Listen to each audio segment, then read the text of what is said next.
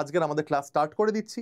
আমাদের আজকে আগুন ব্যাচ 2.0, এই আগুন ব্যাচের ফার্স্ট আমার বায়োলজি ক্লাস হচ্ছে। সেই চ্যাপ্টারের নাম কি?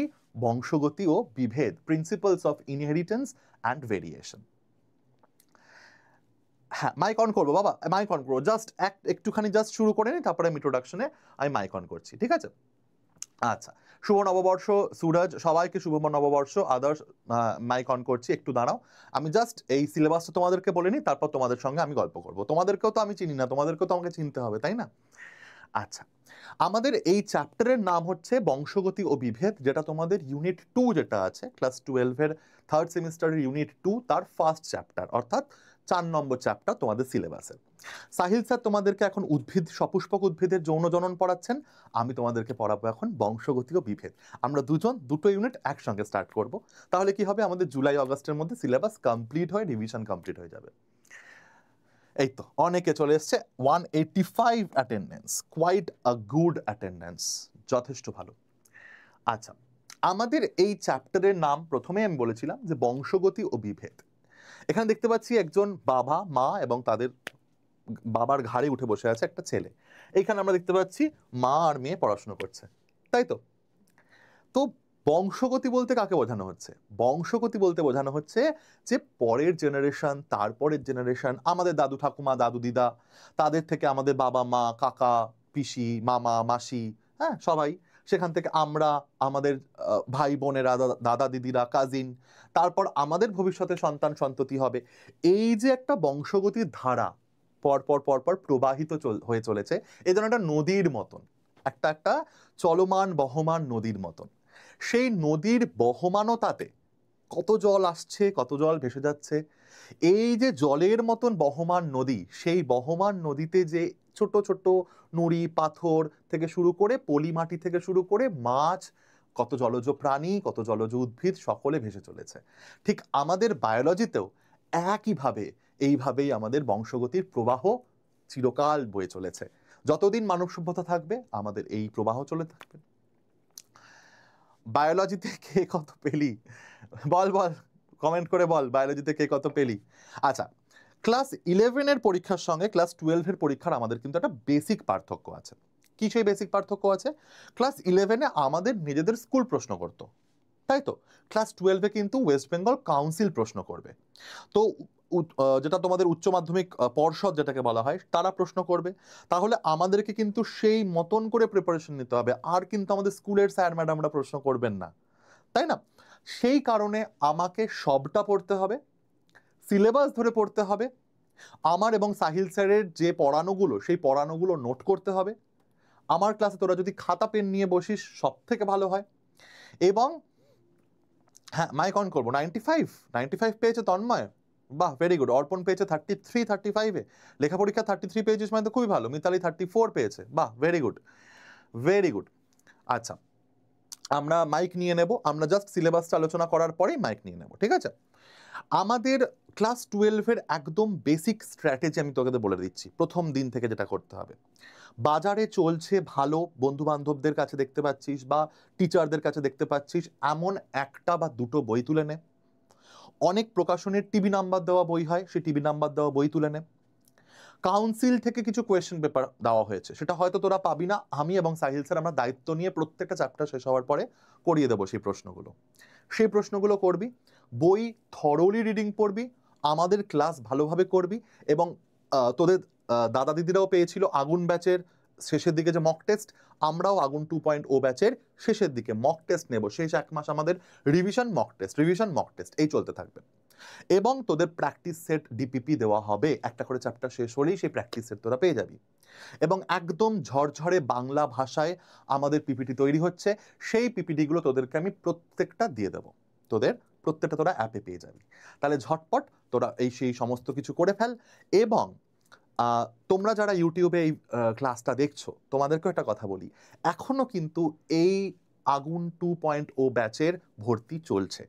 তোমরা যদি এখনো মনে করো আজকের ক্লাসটা করার পরে এবং সাহিল স্যারের ক্লাসটা করার পরে যে তোমাদের বায়োলজির এই হেল্পটা লাগবে এসওই বাংলার তরফ থেকে, তাহলে কিন্তু তোমরা এখনই গিয়ে এসওই বাংলার অ্যাপে গিয়ে এই আগুন 2.0 পিসিএমবি কম্বিনেশনের যে কোর্সটা তোমাদের আছে সেই কোর্সটা কিনে নিতে পারো খুব স্বল্প মূল্যে।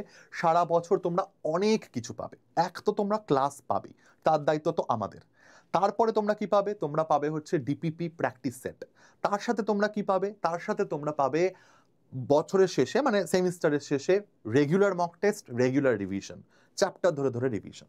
তাহলে আর দেরি না করে তোমরা এক্ষুনি কোর্সটা কিনে ফেলবে, তাই তো? চলো, আমাদের 197 হয়েছে। ডাবল সেঞ্চুরি করার ঠিক আগে আমরা চলে আসি সিলেবাসে। সিলেবাসটা ইংরেজি ভাষায় দেওয়া আছে, তার কারণ হচ্ছে এটা কাউন্সিল থেকে আমি নিয়েছি। আমি প্রত্যেকটা বাংলায় বলে দেবো প্রত্যেকটা টপিককে কি বলা হচ্ছে। একদম প্রথমে আমরা দেখতে পাচ্ছি, একদম প্রথমে বলা হচ্ছে হেরিডিটি অ্যান্ড ভেরিয়েশন। মানে কি? মানে হচ্ছে বংশগতি ও বিভেদ। একদম ওপরে যে হেডিংটা করা আছে, বংশগতি এবং বিভেদ। স্যার পুরনো বই হবে? হ্যাঁ পুরনো বই হবে, কিন্তু খুব বেশি পুরনো নয়, মোটামুটি 2020-21 অব্দি চলতে পারে, ঠিক আছে? একদম 2015-16 বই কিনিস না, কারণ হচ্ছে তখন সিলেবাসটার থেকে এখনের সিলেবাসটা একটু পার্থক্য হয়েছে। তো তবে ফিজিক্সে 34 পেয়েছে সামিনুল, বাহ, কংগ্রাচুলেশনস, খুব ভালো। আচ্ছা, রোশনি 31 পেয়েছে। হ্যাঁ পুরনো বই হবে, ক্লাস স্টার্ট করে দিচ্ছি। তাহলে বংশগতি এবং বিভেদ নিয়ে কিছু প্রাথমিক ধারণা আমাদের জানতে হবে আমাদের এই চ্যাপ্টার 4, যেটার নাম হচ্ছে principles of inheritance and variation. মানে হচ্ছে বংশগতি এবং বিভেদের কিছু মূল নীতি। নেক্সট আমাদের জানতে হবে মেন্ডেলিয়ান ইনহেরিটেন্স। মনে পড়ছে মেন্ডেলের সূত্র? মাধ্যমিকে পড়ে এসেছিলাম আমরা এই মেন্ডেলের সূত্র, প্রথম সূত্র, দ্বিতীয় সূত্র, এক শঙ্কর জনন, দ্বিশঙ্কর জনন, সেই যে মটর গাছের বিখ্যাত সেই পরীক্ষাগুলো স্যার গ্রেগার জোহান মেন্ডেলের। সেই মেন্ডেলের ইনহেরিটেন্স কিন্তু আবার চলে আসছে একটু ডিটেইলে, তাই তো? আচ্ছা, নেক্সট হচ্ছে মেন্ডেলের সূত্রের ব্যতিক্রম। ডেভিয়েশন মানে হচ্ছে ব্যতিক্রম। ব্যতিক্রম, মেন্ডেলের সূত্রের আমাদের ব্যতিক্রম দেখতে হবে। আমি একটু সিলেবাসটা বলি। আমার পুরো নাম হচ্ছে সৌম্যপ্রভ গাঙ্গুলি। আমি এসডি স্যার বলে এত বড় নাম অনেকেই বলে না, ওই জন্য আমি স্যার এটা কি লিখতে হবে না, এটা তো তোরা যে বইটা যখনই কিনবি সেখানে এই সিলেবাসটা লেখা থাকে, বইয়ের একদম শুরুতে সিলেবাসটা লেখা থাকে। এবার ওখানে ইংরেজিতে লেখা থাকে, তো আমি ওই জন্য বাংলায় বলে দিচ্ছি। হ্যাঁ, ছায়ার বই কেন, সাতটার বই কেন, বাজারে যে বইগুলো ভালো চলে সেগুলো যে কোনো একটা কিনলেই হবে। সব বইতেই সঠিক কথাই লেখা থাকে, কোনো বইতে কেউ জেনে শুনে ভুল লেখে না কোনো কোনো রাইটার, তাই না? আচ্ছা, এই মেন্ডেলের সূত্রের মনে কর মাধ্যমিকে আমরা একটাই ব্যতিক্রম পড়তাম, সেটা হচ্ছে অসম্পূর্ণ প্রকটতা। সেটা কিন্তু আবার পড়তে হবে। ইনকমপ্লিট ডমিনেন্স মানেই হচ্ছে অসম্পূর্ণ প্রকটতা। এটা আমরা মাধ্যমিকেও পড়েছিলাম, সন্ধ্যামালতী ফুল দিয়ে আবারও পড়ব। নেক্সট হচ্ছে কোডমিনেন্স বা সহপ্রকটতা। এই সহপ্রকটতা, সৌম্য স্যার আমাকে কি চেনো? আচ্ছা, হিউম্যান রিপ্রোডাকশন কবে স্টার্ট হবে? এটা শেষ হলে হিউম্যান রিপ্রোডাকশন আমি নেবো তোদের, এইটা শেষ হলে হিউম্যান রিপ্রোডাকশন স্টার্ট হবে। আগে তোরা সাহিল স্যারের সপুষ্পক উদ্ভিদের যৌন জননটা করে ফেল, তারপরে এইটা আমি হিউম্যান রিপ্রোডাকশন দেখবো। আচ্ছা, সহপ্রকটতা এবং বহু অ্যালিলতা। মাল্টিপল অ্যালিলিজম মানে হচ্ছে বহু অ্যালিলতা, ঠিক আছে? এবং কোডমিনেন্স মানে হচ্ছে সহপ্রকটতা। এগুলো আমাদের পড়তে হবে। এবং আমাদের ব্লাড গ্রুপ, আমাদের যে রক্তের গ্রুপ, তোদের রক্তের গ্রুপ কি বলতো ঝটপট? স্যার দাদার বুক আছে 2019 সালে, একটা এমসিকিউ বুক কিনলে হবে। হ্যাঁ হয়ে যাবে 2019-এর বুক হবে। তার বেশি আগের মানে আমাদের সময়টা কিনিস না, আমার হচ্ছে 2016-র উচ্চ মাধ্যমিক, আমাদের সময়টা কিনিস না, তখন শুভ নববর্ষ, বি পজিটিভ, ও পজিটিভ। আমার হচ্ছে ও নেগেটিভ, দেখি কারোর ও নেগেটিভ আছে কিনা। আমার হচ্ছে আমরা এগুলো জানবো, এই যে বিভাসের এ পজিটিভ, অন্বেষার ও পজিটিভ। আচ্ছা, সৌরভ আমার সঙ্গে এক হয়ে গেছে, ও নেগেটিভ। এই ব্লাড গ্রুপগুলো কিভাবে হচ্ছে আমরা এই চ্যাপ্টারে জানতে পারবো, যে কিভাবে কারোর ব্লাড গ্রুপ বি পজিটিভ হয়, কিভাবে কারোর ব্লাড গ্রুপ এ পজিটিভ হয়, ঠিক আছে? এই জিনিসগুলো আমরা জানতে পারবো। নেক্সট হচ্ছে আমাদের প্লিওট্রপি, দারুণ জিনিস, যখন পড়বো পরের ক্লাসে পড়বো, দারুণ জিনিস, ফাটাফাটি জিনিস, প্লিওট্রপি। নেক্সট আমাদের সিলেবাসে কি আছে? Polygenic inheritance. আচ্ছা, প্লিওট্রপির ওরকম ভাবে কোনো বাংলা হয় না, যখন আমি পড়াবো তখন বুঝিয়ে দেবো যেটাকে বাংলা কি বলে। পলিজেনিক ইনহেরিটেন্স মানে হচ্ছে বহু জিনের উত্তরাধিকার, এটা আমি বুঝিয়ে দেবো পরের ক্লাসে। নেক্সট হচ্ছে আমাদের ক্রোমোজোম থিওরি, দারুণ জিনিস এবং ভীষণ প্রশ্ন আসে। আগে লেখা প্রশ্ন আসতো, এখন এমসিকিউ আসবে, কিন্তু আসবেই। ক্রোমোজোম থিওরি অফ ইনহেরিটেন্স মানে হচ্ছে ক্রোমোজোম সূত্র, ঠিক আছে? বংশগতির ক্রোমোজোম তত্ত্ব, হ্যাঁ বংশগতির ক্রোমোজোম তত্ত্ব বলা হয়। বোম্বে ব্লাড গ্রুপ, এই ব্লাড বানান ভুল লিখেছে, BLOOD হবে, আর বোম্বেতে লাস্ট একটা ওয়াই হবে, বানান ভুল লিখলে আমি কিন্তু সঙ্গে সঙ্গে ধরবো। আচ্ছা, এবং তার সঙ্গে ক্রোমোজোম এবং জিন সম্পর্কে আমরা একটা তাদের সমান্তরাল আচরণ সম্পর্কে একটু খুঁটিনাটি জানবো, এবং কোন বিজ্ঞানী সেগুলো দিয়েছিলেন সেগুলোও আমরা জানবো। নেক্সট হচ্ছে আমাদের সেক্স ডিটারমিনেশন, কিভাবে মানুষ, পাখি এবং মৌমাছির ক্ষেত্রে পুরুষ স্ত্রী এই যে যৌন দ্বিরূপতাটা, এই যৌন দ্বিরূপতাটা কিভাবে হচ্ছে। এটা আমরা মাধ্যমিকে খুব ছোট্ট করে পড়েছিলাম শুধু মানুষের, তাই না? এক্স এক্স এক্স ওয়াই মনে আছে? এক্স এক্স মানে হচ্ছে মহিলা, এক্স ওয়াই মানে হচ্ছে পুরুষ। এবারে আমরা জানবো তার সঙ্গে সঙ্গে পাখির কিভাবে হয় এবং মৌমাছির কিভাবে হয় এই জিনিসপত্র। এই তো ডাবল সেঞ্চুরি হয়ে গেছে, থ্যাংক ইউ 200 অডিয়েন্সের জন্য। আজকে অনেকেই বাইরে বেরোনোর একটা প্ল্যান আছে, তো আমার এই ক্লাসটা জাস্ট 7:30 থেকে 8:45-র মধ্যে শেষ হয়ে যাবে। তারপর ঘুর বেড়া, চকলেট খা, ইয়ে খা, যা খুশি খা। নেক্সট হচ্ছে আমাদের লিঙ্কেজ এবং ক্রসিং ওভার। এই ক্রসিং ওভার আমরা মাধ্যমিকে পড়েছিলাম, দেখি কার মনে আছে ক্রসিং ওভার। মানুষটা পড়েছিলাম সেক্স ডিটারমিনেশনে, এবার মানুষের সঙ্গে, আচ্ছা পল্লব বাইরে আছে, একটু চুপ করে শোন।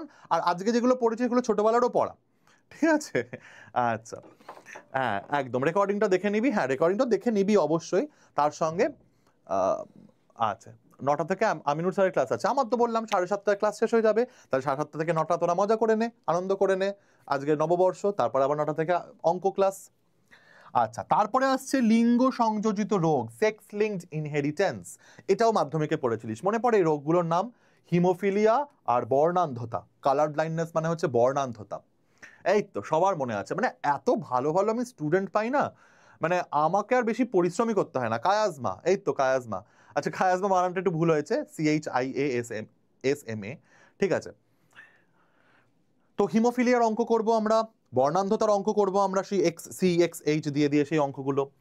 তারপর আসছে আমাদের এই মেন্ডেলের সূত্র মেনে চলে এমন কিছু রোগ, মেন্ডেলিয়ান ডিসঅর্ডার যাদেরকে বলা হয়।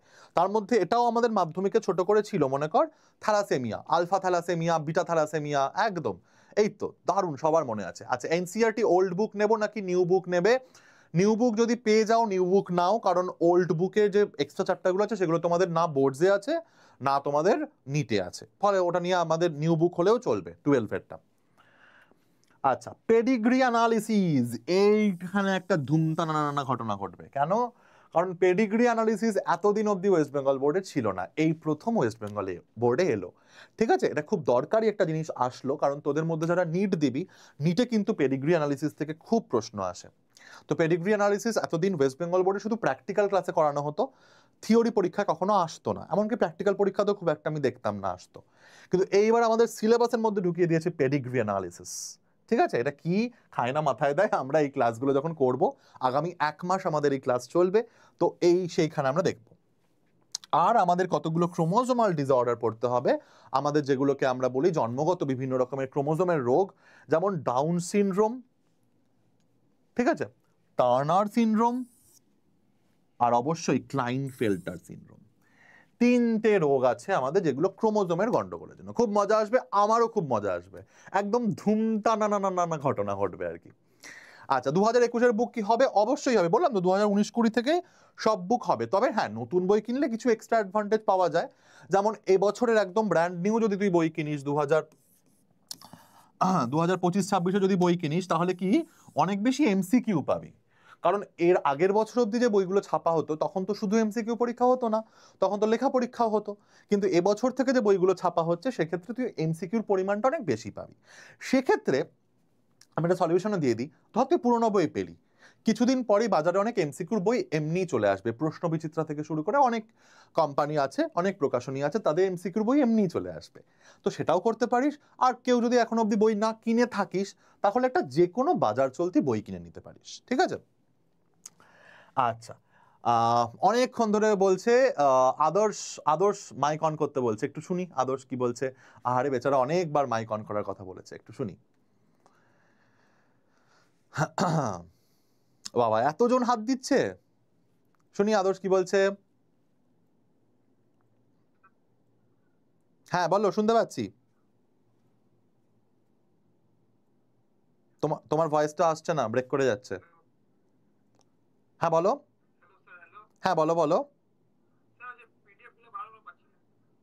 পিডিএফ গুলো, হ্যাঁ পিডিএফ পাঠিয়ে পিডিএফ তো দেখো বাবা, পিডিএফ তো আমি এখনো পড়াইনি, পড়ানোর পর পিডিএফ দেবো। আর পিডিএফটা তো অ্যাপেই তুমি পেয়ে যাওয়ার কথা, পিডিএফটা তো কেন পাওয়া যাচ্ছে না? আচ্ছা আমি দেখবো, আমি এটা দেখছি, আমি ইয়ের সাথে কথা, হ্যাঁ ঠিক আছে ঠিক আছে ঠিক আছে।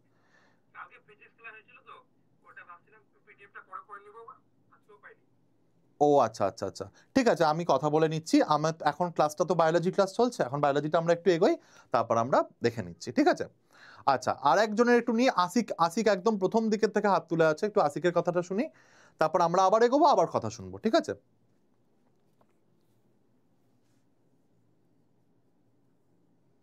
আসিক বলো। ভালো আছি, খুব ভালো আছি, বলো তুমি কেমন আছো? ক্লাস 11-এর পরীক্ষা কেমন হলো? ওকে ওকে ওকে, হ্যাঁ বলো, কিছু বলবে? 7:30 একদম বলে দিলাম, 7:30 থেকে 7:45 ম্যাক্সিমাম। আজকে না, এখন আমরা থিওরি পড়ি, থিওরি পড়ার পরে এমসিকিউ প্র্যাকটিস হবে। ওকে চলো, ক্লাস স্টার্ট করে দিলাম, হ্যাঁ? আচ্ছা, যেমন তোদের ছোটবেলায় ইংরেজি যখন পড়তিস তোরা, প্রথমে কি বড় বড় গল্প কবিতা পড়ানো হতো? আগে তোদেরকে গ্রামার শেখানো হতো, যে দেখো বাবা এটাকে ভার্ব বলে, এটাকে নাউন বলে, এটাকে পার্টস অফ স্পিচ বলে, এইটা হচ্ছে তোমার ভয়েস, এটা হচ্ছে তোমার ন্যারেশন, এই হচ্ছে ব্যাপার, ঠিক আছে? তো এইটা যেমন আমরা একটা ইংরেজি বড় গল্প কবিতা পড়ার আগে আমাদের গ্রামার জানতে হয়, তেমনই এই চ্যাপ্টারটা বংশগতি এবং বিভেদ, এইটা জানার আগেও আমাদেরকে কিন্তু কয়েকটা বেসিক গ্রামারের নলেজ জানতে হয়, যেটাকে আমরা একদম জেনেটিক্সের গ্রামার বলে থাকি। ক্লিয়ার? তার জন্য কিছু সংজ্ঞা, এগুলো তোরা মাধ্যমিকেও নামগুলো শুনেছিস, তখন হয়তো, আমি সবার কথা বলছি না, হয়তো আমি অনেকদিন ধরে পড়াচ্ছি তো, হয়তো অনেকে তখন মুখস্থ করেছিলিস, হয়তো ঠিক করে ভালো করে বুঝে পড়িসনি। এইবারে আমি তোদেরকে জিনিসগুলো একদম ক্রিস্টাল ক্লিয়ার করে বুঝিয়ে দেওয়ার চেষ্টা করব। আমার কোয়ালিফিকেশন হচ্ছে, আমি রাজাবাজার সায়েন্স কলেজ থেকে এমএসসি করেছি হিউম্যান ফিজিওলজিতে, আর তারপর আমি বিএড করেছি, এবং ভবিষ্যতে আমার পিএইচডি করার ইচ্ছা আছে, ঠিক আছে? হ্যাঁ, ফিজিক্স ক্লাসের রেকর্ড দেওয়া হবে তোমাদের, এটা তোমাদের অ্যাপের ওদের সাথে আমি কথা বলে নেব, দিয়ে দেওয়া হবে। তো এখানে আমাদের প্রথমে একটা জিনিস জানতে হবে, একদম বেসিক কতগুলো সংজ্ঞা জানতে হবে। তার মধ্যে প্রথম কি? প্রথম হচ্ছে আমাদের মেন্ডেলিয়ান ফ্যাক্টর। মেন্ডেল কিন্তু ইনি মেন্ডেল নন। তোরা হয়তো অনেকক্ষণ ধরে ভাবছি ইনি মেন্ডেল, ইনি কিন্তু মেন্ডেল নন। আমি বলছি ইনিকে। মেন্ডেলিয়ান ফ্যাক্টর, মেন্ডেল কিন্তু প্রথমে জিন কথাটা বলেননি। জিন কথাটা প্রথম বলেছিলেন sir Wilhelm Johansson. Sir Wilhelm Johansson. এখন তোদের এমসিকিউ এর যুগ, এখন তোদের অনেক বেশি অবজেক্টিভ জিনিসও জানতে হবে, যেমন কনসেপ্ট ক্লিয়ার করতে হবে, তেমন অবজেক্টিভ জিনিসও জানতে হবে। হুট করে কখন দিয়ে দেবে যে জিন প্রথম জিন কথাটিকে প্রবর্তন করেন, এগুলো জানতে হবে, তাই না? তো ইনি হচ্ছেন সেই স্যার জোহানসন। হ্যাঁ, এই জোহানসন ফার্স্ট জিন কথাটা বলেছিলেন, কিন্তু মেন্ডেল, যিনি একদম জিনতত্ত্বের একদম এই এই হেরিডিটারি জেনেটিক্সের জনক, তো মেন্ডেল সমস্ত কিছু তিনি প্রথম বলেছিলেন এরকম যে একটা কোনো জিনিস হতে পারে। তো এই জিনিসটাকে উনি প্রথমে বলেছিলেন ফ্যাক্টর। এই জিন পরবর্তীকালে যেটা জিন হিসাবে আবিষ্কৃত হয়, সেটাকে উনি প্রথমে বলেছিলেন কি ফ্যাক্টর। তো এই জিন কি? জিন হচ্ছে আমাদের, ধর আমার গায়ের রং, আমার একটা এক ধরনের গায়ের রং, ঠিক আছে? তোরা এখানে যারা ক্লাস করছিস, আন্নিকা, রিচেন্দ্র, সুজয়, ঠিক আছে, অনি, রোশনি, তোদের প্রত্যেকের এক ধরনের গায়ের রং, তোদের প্রত্যেকের এক ধরনের হাইট, আমার এক রকমের হাইট। চুলের রং, এবার আমরা ধরে নিচ্ছি আমরা সবাই বাঙালি এখানে, তাই না? হ্যাঁ একদম, মেন্ডেল যখন, আমি মেন্ডেলের গল্পটা বলবো, মেন্ডেল না সম্মান দেয়নি এটা ভুল কথা, কিন্তু মেন্ডেলকে অতটা পাত্তাও কেউ দেয়নি প্রথম দিকে। উনি যতদিন বেঁচে ছিলেন ততদিন উনি সত্যি কথা বলতে কি পাত্তা পাননি। তো সামিনুল যেটা লিখেছিস এটা কিন্তু একদম ঠিক কথা লিখেছিস, ভেরি গুড। এরকম না, যত বড় হবি তোরা দেখবি কত যে বিজ্ঞানী আছেন যারা বেঁচে থাকতে কোনোদিন সম্মান পাননি, মৃত্যুর পর তাদেরকে নিয়ে আমরা হই হই রই রই করি, ঠিক আছে? তো এইরকম প্রচুর ব্যাপার আছে, এটা কি নোট ডাউন করবো? হ্যাঁ, তোরা তো পিডিএফটা পেয়েই যাবি, তো তোরা নোট ডাউন করতেও পারিস চাইলে, তোদের এটা নিজেদের হাতে নোট হয়ে যাবে, প্লাস তোরা এই পিডিএফটা পেয়ে যাবি, এবং আমি নিজে এগুলো সমস্ত নিজে বসে বসে বই পড়ে পড়ে এগুলো টাইপ করে করে বানিয়েছি, তো আমি তোদের এগুলো সব দিয়ে দেবো। তো জিন কাকে বলা হচ্ছে? যেটা আমি যেখানে ছিলাম সেটা হচ্ছে এই যে আমাদের গায়ের রং কে ঠিক করে দিচ্ছে, আমার চুলের রং কে ঠিক করে দিচ্ছে। আমরা এখানে বাঙালি, তো ধরে নিচ্ছে আমাদের সবারই কালোই চুলের রং হয়, কিন্তু অনেক বাঙালিরও একটু লালচে বা একটু হলুদাভ রং হয় ও হলুদে চুলের। তবে বাকিগুলো তো আমাদের গায়ের রং এক একজনের এক এক রকম হয়, আমাদের হাইট তো এক একজনের এক এক রকম হয়, তাই না? এমন কিছু আছে যা আমরা ডিসকভার করতে পারি? অবশ্যই এমন, আমরা কিছুই জানি না। এটা আমরা অ্যাকচুয়ালি পৃথিবীতে যত সায়েন্স আছে তার কিছুই জানি না আমরা। যদি টোটালটা দেখি না তার 1% আমরা জানি না। অবশ্যই তোরা ডিসকভার করতে পারবি। হ্যাঁ, ভালো করে পড়াশোনা কর, গ্র্যাজুয়েশন কর, মাস্টার্স কর, তারপরে পিএইচডি করবি। পিএইচডি করলে তো সমস্ত রিসার্চ করতে পারবি। আচ্ছা, তো এইগুলো কে ঠিক করে দিচ্ছে? আমার গায়ের রং কি হবে, আমার হাইট কি হবে, আমার চুলের রং কি হবে, এগুলো কে ঠিক করে দেয়? এগুলো কিন্তু সমস্ত জিন ঠিক করে দেয়। এবং এই জিনগুলোই কিন্তু আমরা আমাদের বাবা মায়ের থেকে পাই। আমরা আমাদের বাবা মায়ের থেকে শুধু তো ক্রোমোজোম পাই, আর তো কিছু পাই না। তো এই ক্রোমোজোমের মধ্য দিয়েই আমাদের জিনটা আমাদের শরীরে ঢোকে। এই চ্যাপ্টারে আমরা ক্রোমোজোম পড়বো। তাহলে জিনের বৈশিষ্ট্য বলা হচ্ছে জীবের বৈশিষ্ট্য নিয়ন্ত্রণকারী। এতক্ষণ ধরে যেটা বোঝালাম যে আমার এই গায়ের রংটা কে ঠিক করে দিচ্ছে, আমার গায়ে কতটা লোম হবে সেটাও কিন্তু আমার জিন ঠিক করে দেয়। অনেকের গায়ে দেখবি লোম বেশি হয়, অনেকের গায়ে লোম কম হয়। তাহলে বৈশিষ্ট্য নির্ধারণকারী একক, যেটা রাসায়নিকভাবে কি ডিএনএর একটা অংশ। আমরা মাধ্যমিকে পড়েছিলাম মনে কর যে জিন হচ্ছে ডিএনএর একটা অংশ। ডিএনএ হচ্ছে একটা বড় জিনিস, তার একটা স্পেসিফিক অংশ হচ্ছে জিন, তাই না? তাহলে ডিএনএর একটা অংশ যেটা এক জনু থেকে অপর জনুতে সঞ্চারণে মানে আমাদের দাদু ঠাকুমা বা দাদু দিদার থেকে আমাদের বাবা মা পেয়েছে, সেখান থেকে আমরা পাচ্ছি, আমাদের থেকে আমাদের পরবর্তী জেনারেশন পাবে, সক্ষম এবং বংশগতির ধারক ও বাহক। মাধ্যমিকের পড়া মনে পড়ছে? বংশগতির ধারক এবং বাহক এক এবং অদ্বিতীয়, সেটা হচ্ছে জিন। এবং এটা হচ্ছে একটা আণুবীক্ষণিক গঠন। অবভিয়াসলি আমরা আমাদের জিনকে তো খালি চোখে দেখতে পাই না। এই জিন কথাটি প্রথম প্রবর্তন করেছিলেন এই ভদ্রলোক, যার নাম হচ্ছে উইলহেম জোহানসেন। জিন ট্রান্সফার করা কি সম্ভব? তোরা ক্লাস 12-এই পড়বি, পরের সেমিস্টারে বায়োটেকনোলজি চ্যাপ্টারে পড়বি কিভাবে ট্রান্সজেনিক অ্যানিমাল, ট্রান্সজেনিক প্লান্ট তৈরি করা হয় জিন ট্রান্সফার করে। আচ্ছা, কালকের ক্লাসটা বাবু, কালকের ক্লাসটা তো এটা তো টেকনিক্যাল ব্যাপার, ওটা দিয়ে দেওয়া হবে, ঠিক আছে? ওটা গ্রুপে দিয়ে দেওয়া হবে, ওটা তো আমি ঠিক বলতে পারবো না এই ব্যাপারে। আচ্ছা, জিন কথাটা এসছে জিনস থেকে, গ্রিক শব্দ জিনস থেকে। আচ্ছা, আমি এইমাত্র জানতে পারলাম সেটা হচ্ছে যে তোমাদের এই গতকালের যে ফিজিক্স ক্লাস সেটা কিন্তু আপলোড হয়ে গেছে, তোমরা আমার ক্লাসটা করার পরে দেখে নেবে, চেক করে নেবে, ঠিক আছে? জিনস থেকে, যার মানেই হচ্ছে বংশ, আমাদের চ্যাপ্টারের নামই তো তাই, বংশগতি, তাই না? তো বংশ অর্থাৎ জিন কথাটা বংশ কথাটা থেকে এসেছে। নেক্সট, তাহলে জিন নিয়ে পড়াশুনো, তাই তো? জিন তত্ত্ব বা জেনেটিক্স, জীববিদ্যার যে শাখায় জিন সংক্রান্ত আলোচনা, গবেষণা এবং জিনের গঠন, কাজ এবং বংশগতি এত কিছু নিয়ে পড়াশোনা করা হচ্ছে, তাকে বলা হচ্ছে একদম জিন তত্ত্ব। এটা আবার অন্য একজন বিজ্ঞানী এই জিন তত্ত্ব কথাটাই বলেছিলেন, এই ভদ্রলোক, হ্যাঁ, যার নাম হচ্ছে কি উইলিয়াম বেটসন। তাহলে উইলহেম জোহানসেন জিন শব্দটি প্রবর্তন করেছিলেন, আর উইলিয়াম বেটসন জিন তত্ত্ব শব্দটি প্রবর্তন করেন। এবং জেনেটিক্স একটা গ্রিক শব্দ, এর অর্থ হচ্ছে উৎপন্ন করা। কি উৎপন্ন করবে? নতুন জীব উৎপন্ন করা, নতুন জীব উৎপন্ন করা, তাই না? এবং নতুন জীব উৎপন্ন করতে গেলেই তোমার কিন্তু জিন দরকার হয়, তাই না? এইভাবেই ওয়্যারউলফকে রিভার্স দেওয়া হয় একদম। বায়োটেকনোলজি যখন পড়ানো হবে তখন দেখবি যে এই যে একটা ডিএনএ, সেই ডিএনএটা নিয়ে এসে পড়তে বসলে মনে হয় সারাদিন পড়লে এনার্জি শেষ হবে না। হ্যাঁ হ্যাঁ, তোদের দাদা দিদিরা মানে তোদের থেকে জাস্ট 1 বছরের বড়, স্যার আপনি ক্লাস কোয়েশ্চেন আনসার লেখাবেন তো? হ্যাঁ, এগুলো তো কোয়েশ্চেন আনসার। বায়োলজি যেটা মজা কি বলতো, যেটা তুই থিওরি পড়বে সেটাই তো কোয়েশ্চেন আনসার। এই যে এটা ধরে নে জিনতত্ত্ব কাকে বলে, ওটা উত্তর। জিনতত্ত্ব কে প্রচলন করেন, এটা উত্তর। আমি উত্তরগুলো পড়াচ্ছি, প্রশ্নগুলো তোরা বানিয়ে নে।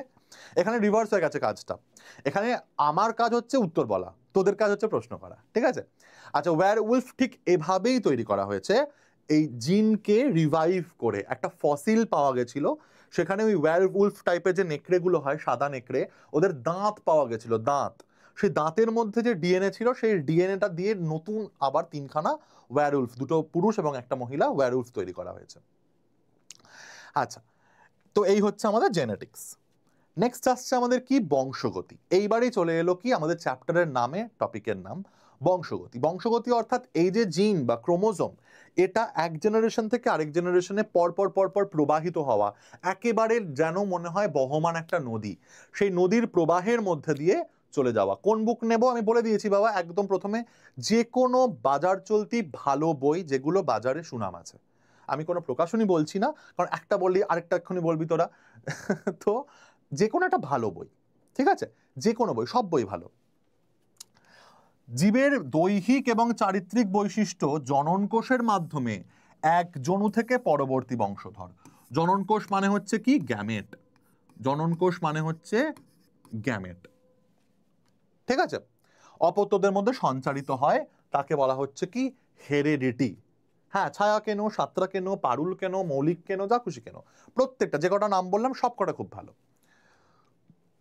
আগের পেজটা ব্যাক করবো, তোরা কি স্ক্রিনশট নিচ্ছিস? তোরা কিন্তু এই পিডিএফ পেয়ে যাবি, তোরা এই পিডিএফ পেয়ে যাবি, কোনো চিন্তা নেই। এই হচ্ছে আমাদের বংশগতি। নেক্সট আসছে আমাদের আবারও মাধ্যমিকের পড়া, দ্যাট ইজ সমসংস্থ ক্রোমোজোম জোড়া। আমি কোনো পার্টিকুলার বুক থেকে পড়াচ্ছি না, আমি অনেক রকম বই ঘেঁটে ঘুটে পেলাম যেগুলো বই ভালো, এবং এর মধ্যে অনেক কিছু তোদের মাধ্যমিকের বই তো ভালো ছিল। মাধ্যমিকে তোদের যে প্রান্তিক সাঁতরা এই বইগুলো ছিল সেখানেও ভালো আছে, কোনো সমস্যা নেই। যে কোনো একটা ভালো বই থেকে পড়বি, ব্যাস, আমার সেটুকুই চাহিদা। পড়তে হবে, বই কিনে বাড়িতে জমালে হবে না, পড়াশুনো করতে হবে, ঠিক আছে। আচ্ছা, এই হচ্ছে আমাদের সমসংস্থ ক্রোমোজোম জোড়া। সমসংস্থ ক্রোমোজোম জোড়া মানে কি, আমরা আমাদের বাবার থেকে পাই 23টা ক্রোমোজোম, বাবার থেকে পাই 23টা ক্রোমোজোম, মায়ের থেকে পাই 23টা ক্রোমোজোম। এগুলো কিন্তু একদম সেম হয়, সেক্স ক্রোমোজোম বাদ দিলে বাকি যে 22টা ক্রোমোজোম, এখানেও যা যা ক্রোমোজোম থাকবে এখানেও তাই ক্রোমোজোম থাকবে। এই সেম ক্রোমোজোমরা একে অপরের হচ্ছে হোমোলোগাস ক্রোমোজোম। হোমোলোগাস শব্দটা কোথা থেকে এসছে? হোমো আর লোগাস। হোমো, হোমো মানে কি, হোমো মানে হচ্ছে একই, একই, ঠিক আছে। আর লোগাস, লোগাস মানে হচ্ছে কি, সমস্থান। এখানে জিনের অবস্থান দুটোর ক্ষেত্রেই সেম। এটা একটা আমরা বাবার থেকে পাই, তাই জন্য এটাকে বলা হয়, ধরে নে, কথার কথা বলছি, এটা হচ্ছে পিতৃ ক্রোমোজোম আর এটা হচ্ছে মাতৃ ক্রোমোজোম। তাহলে আমাদের প্রতিটা দেহকোষে এই যে একই জিন সমন্বিত সেম জিন আছে, এটাতেও যা যা জিন আছে এটাতেও তাই জিন আছে।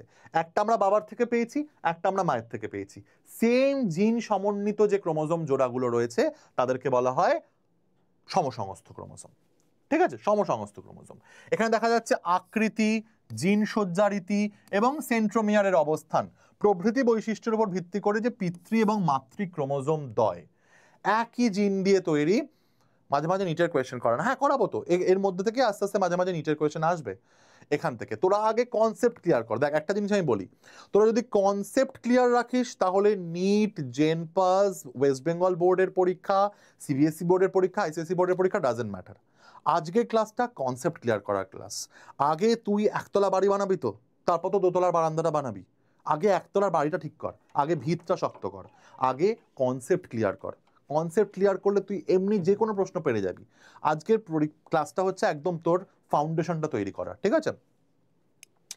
চলো, তো এই হচ্ছে আমাদের পিতৃ এবং মাতৃ ক্রোমোজোম। এই পিতৃ এবং মাতৃ ক্রোমোজোম আমাদের শরীরে কত আছে? 23 জোড়া। ওই জন্য আমরা 23 জোড়া ক্রোমোজোম বলি, তাই না? আমরা 46টা ক্রোমোজোম বলি না, আমরা কি বলি? 23 জোড়া। আমরা জুতোর ক্ষেত্রে বলি কি? আমরা বলি 4টে জুতো আছে, আমরা বলি 2 জোড়া জুতো আছে। 2 জোড়া জুতো মানে কি? তার মধ্যে দুটো দুটো করে জুতো একই রকম। এখানেও তাই, ক্রোমোজোমগুলো একই রকম, একই সাইজ, একই জিন সজ্জারীতি, একই সেন্ট্রোমিয়ার দুটোর সেম জায়গায় অবস্থিত। এবং একই ক্রোমোজোমের দুটো ক্রোমাটিড হচ্ছে সিস্টার ক্রোমাটিড। আর সমসংস্থ জোড়ের দুটো, একটা ক্রোমোজোমের সঙ্গে আরেকটা ক্রোমোজোমের ক্রোমাটিডের সঙ্গে একটা ক্রোমাটিডের সম্পর্ক হচ্ছে নন সিস্টার ক্রোমাটিড। এগুলো মাধ্যমিকের পড়া কিন্তু, তাই তো। এই যে নন সিস্টার ক্রোমাটিড, এই নন সিস্টার ক্রোমাটিডদের মধ্যে আবার কি হয়? জিনের খণ্ডাংশের বিনিময় হয়, মনে আছে? এই প্রসেসটাকে কি বলা হয়? এই প্রসেসটাকে বলা হয় ক্রসিং ওভার।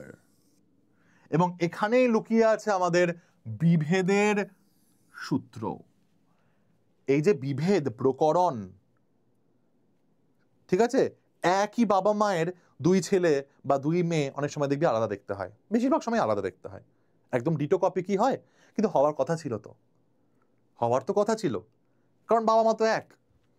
তাহলে বাবা মা এক হওয়া সত্ত্বেও তাদের দুই ছেলে বা দুই মেয়েকে আলাদা দেখতে হচ্ছে, হয় হাইট আলাদা, নয় গায়ের রং আলাদা, নয়তো দেখতে আলাদা। কেন হচ্ছে? কারণ এই প্রত্যেকবার যখন আমার গ্যামেট তৈরি হচ্ছে তখন এই হোমোলোগাস ক্রোমোজোমগুলোর যে জোড়, সেই জোড়গুলোর মধ্যে কি হচ্ছে? খণ্ডাংশের বিনিময় হচ্ছে। ক্লাস 11এও আমরা ক্রসিং ওভার পড়েছি। হ্যাঁ, এটা হচ্ছে আমাদের ব্যাপার। তাহলে এই হলো আমাদের পিতৃ এবং মাতৃ ক্রোমোজোম দ্বয়, যেটা এইটাকেই বলা হচ্ছে হোমোলোগাস ক্রোমোজোম। নেক্সট চলো, নেক্সট হচ্ছে লোকাস। এটাও মাধ্যমিকের পড়া। লোকাস কাকে বলা হচ্ছে? যেমন আমার বাড়ি, আমি কোথায় থাকি? কোন্নগরে থাকি। আমার বাড়ি হচ্ছে হুগলি জেলার কোন্নগর। তোদের বাড়ি সারা পশ্চিমবঙ্গে নানা জায়গায় ছড়িয়ে ছিটিয়ে আছে, তাই তো? তাহলে এই যেখানে আমরা থাকি সেই জায়গাটা যেমন আমার অ্যাড্রেস, একটা ক্রোমোজোমে একটা জিনের নির্দিষ্ট অ্যাড্রেস থাকে। এই ধর একটা ক্রোমোজোম, এই ধর একটা ক্রোমোজোম, সেখানে একটা জিনের নির্দিষ্ট একটা অ্যাড্রেস থাকে। ধর কোন একটা জিন, সেটা এইখানে রয়েছে, এইখানে রয়েছে। তাহলে এই জায়গাটা হলো ওই জিনের লোকাস। লোকাস কথাটা এসছে লোকেশন থেকে। লোকেশন মানে হচ্ছে স্থান, লোকেশন থেকে। অ্যাটাভিজম, ক্রোমোজোমতে জিনের অবস্থান। Very good. কোন্নগরে ঋষভ কোন্নগরে থাকে, বাহ, দেখা হবে তাহলে আমাদের। What is অ্যাটাভিজম? অ্যাটাভিজম হচ্ছে আমাদের অভিব্যক্তিতে আমরা পড়বো। অ্যাটাভিজম মানে হচ্ছে যে বৈশিষ্ট্যটা বহু যুগ আগে আমার প্রজাতি থেকে বিলুপ্ত হয়ে গেছে, সেটা আবার কোনো একটা প্রজন্মে হঠাৎ করে ফিরে আসা। তোদের মধ্যে কেউ এমন আছিস যারা কান নাড়াতে পারে? আমি পারি না।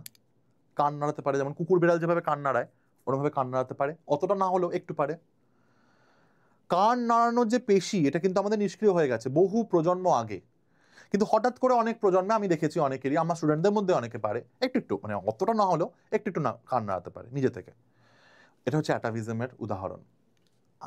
এই যে কুহেলি পারে, বাহ, সৌরভ পারে। হোমোলোগাস ক্রোমোজোম মানে হচ্ছে, হোমোলোগাস ক্রোমোজোম মানাটা ভুল লিখেছিস, হ্যাঁ।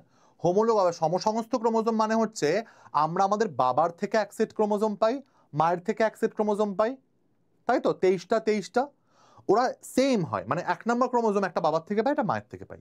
এই যে দুটো 1 নম্বর ক্রোমোজোম, যেটা একটা বাবার থেকে পেয়েছি, এটা মায়ের থেকে পেয়েছি, এরা হচ্ছে সমসমস্ত ক্রোমোজোম। এই দুটো ক্রোমোজোমের জিনের সজ্জারীতি সেম, সেন্ট্রোমিয়ারের অবস্থান সেম, গঠন সেম, আকৃতি সেম, কাজ সেম, শুধু উৎসটা আলাদা। একটা বাবার থেকে পাই, মানে শুক্রাণু থেকে আসে একটা, ডিম্বাণু থেকে আসে একটা। বাবা এতজন পারে, ভেরি গুড। তো লোকাস হচ্ছে একটা নির্দিষ্ট জিন যেটা ক্রোমোজোমে একটা নির্দিষ্ট স্থানে অবস্থান করে, ওই নির্দিষ্ট স্থানটাকে বলা হচ্ছে জিনের লোকাস। ঠিক আছে? তো এখান থেকে আমরা কিন্তু হোমোলোগাসটাও মনে রাখতে পারি। হোমোলোগাস, হোমো মানে কি? এক, সেম। আর লোকাসটাকে আমরা যদি লোগাস হিসেবে মনে রাখতে চাই, তাহলে স্থান, তাহলে প্রত্যেকটা জিনের একই স্থান হচ্ছে দুটো ক্রোমোজোমে, তাই জন্য তারা হচ্ছে হোমোলোগাস ক্রোমোজোম। ক্লিয়ার? চলো, নেক্সট আসছে আমাদের অ্যালিল। অ্যালিল, অ্যালিল কি? ধর এই যে পেনটা, এটা একটাই পেন, এটা দিয়ে একবার দাগ টানলাম, সবুজ দাগ পড়লো, আরেকবার দাগ টানলাম, হলুদ দাগ পড়লো। একটাই পেন, তার বহিঃপ্রকাশ দু রকম হচ্ছে, তাই না? তো অ্যালিল হচ্ছে তাই। অ্যালিলের ক্ষেত্রে আমরা দেখতে পাবো যে একটা জিনের যে রূপভেদ, প্রত্যেকটা জিনের রূপভেদ থাকে একাধিক। ক্লিয়ার? জেনারেলি দুটো থাকে, জেনারেলি বেশিরভাগ জিনের দুটো থাকে। কিছু কিছু ক্ষেত্রে আমরা ব্যতিক্রম দেখতে পাবো, সেখানে আমাদের একটা জিনের 3টে অ্যালিল দেখতে পাবো। কিন্তু অ্যালিল বলতে বোঝায় হচ্ছে একটা জিনের যে বিভিন্নভাবে নিজেকে বহিঃপ্রকাশ করার ক্ষমতা। তো সংজ্ঞায় যদি যাই, সমসমস্ত ক্রোমোজোমের নির্দিষ্ট বিন্দুতে, মানে লোকাসে আর কি, অবস্থানটা বোঝাচ্ছে, অবস্থিত একই জিনের রূপভেদকে বলা হচ্ছে অ্যালিল। রূপভেদ মানে কি? ছোটবেলায় পড়েছিস মনে আছে কার্বনের রূপভেদ? কার্বনের রূপভেদ ছিল হচ্ছে কয়লা, হীরক এবং গ্রাফাইট। একই জিনিসের 3 রকম বহিঃপ্রকাশ। ঠিক একইভাবে অ্যালিলও হচ্ছে একই জিনের 2 রকম বহিঃপ্রকাশ।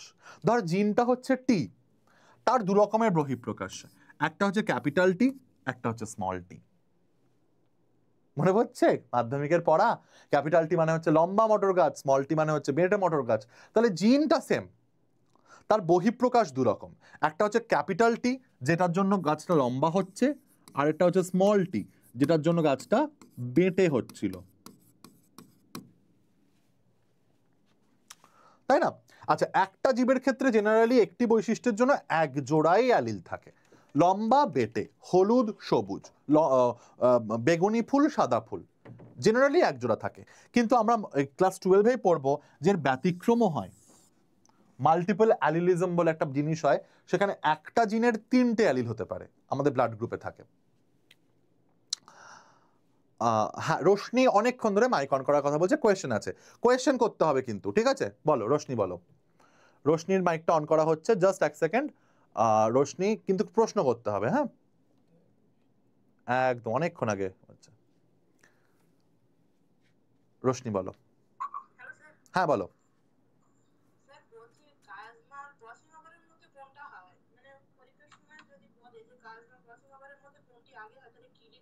আচ্ছা, ক্রসিং ওভার হচ্ছে পুরো ঘটনাটা।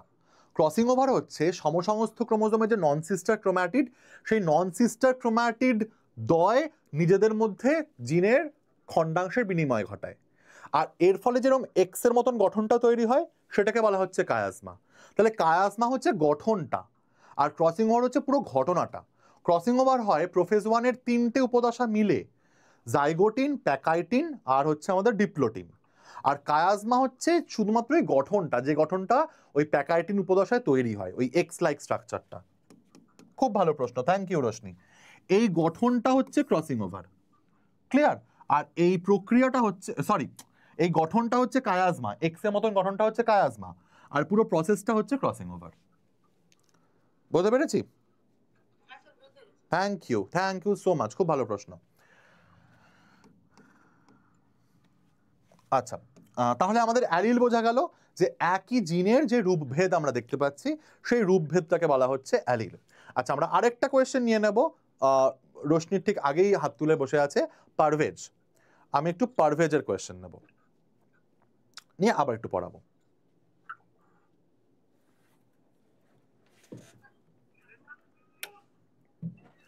হ্যাঁ পারভেজ বলো।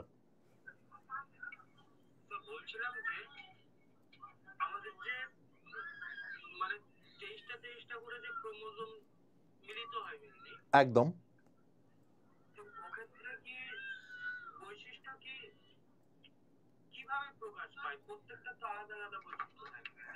এইখানে হচ্ছে এই যে 23টা ক্রোমোজোম, মানে 23 জোড়া ক্রোমোজোম, ধর কোনো একটা ক্রোমোজোমের কাজ হচ্ছে, কোনো একটা ক্রোমোজোমে কোনো একটা জিনের কাজ হচ্ছে তোর দেহের ত্বকের রংটা ঠিক করা, আরেকটা ক্রোমোজোমে আরেকটা জিনের কাজ হচ্ছে তোর হাইটটা ঠিক করা। তো এটা হচ্ছে এক একটা ক্রোমোজোমে তো অনেক জিন থাকে, ক্রোমোজোম 1-এ সব থেকে বেশি জিন থাকে আর ওয়াই ক্রোমোজোমে সব থেকে কম জিন থাকে। তো এটা কিভাবে ঠিক করে? জিনের মাধ্যমে ঠিক করে। ক্রোমোজোম নিজেকে কিভাবে প্রকাশ করে? জিনের মাধ্যমে। পুরোপুরি ফুল বডি। এবং জানিস এখন বিজ্ঞানীরা বলছে যে দেহের গঠন তো জিন দ্বারা নিয়ন্ত্রিত হয় একদম 100% ক্ষেত্রে। অনেক সময় না আমাদের যে মুড, আমাদের যে সাইকোলজিক্যাল ব্যাপার, সেগুলো অনেকটা জিন দ্বারা প্রভাবিত হয়, ঠিক আছে? এটা এখনকার সায়েন্টিস্টরা বলছেন যে সাইকোলজিটাও আমাদের অনেকটা জিন দ্বারা প্রভাবিত। আগেকার দিনে সায়েন্টিস্টরা বলতো যে না, সাইকোলজি মানুষের নিজস্ব। এখন দেখা যায় যে বাবা মায়ের থেকে অনেক সাইকোলজিক্যাল গুণ আমরা, মানসিক গুণও আমরা পাই। হ্যাঁ, অনেকটা না, পুরোটা জিনের উপর নির্ভর করে স্কিন কালার। অনেকটা পরিবেশের উপর নির্ভর করে। পরিবেশের যে প্রভাবটা আমরা একটু পরেই পড়বো বিভেদে, পরিবেশের যে প্রভাবটা, সেই প্রভাবটা জিনের ওপরে তার প্রভাবিত করে, তার ফলে আমরা জিনটা সেইভাবে নিজেকে চেঞ্জ করে। হ্যাঁ,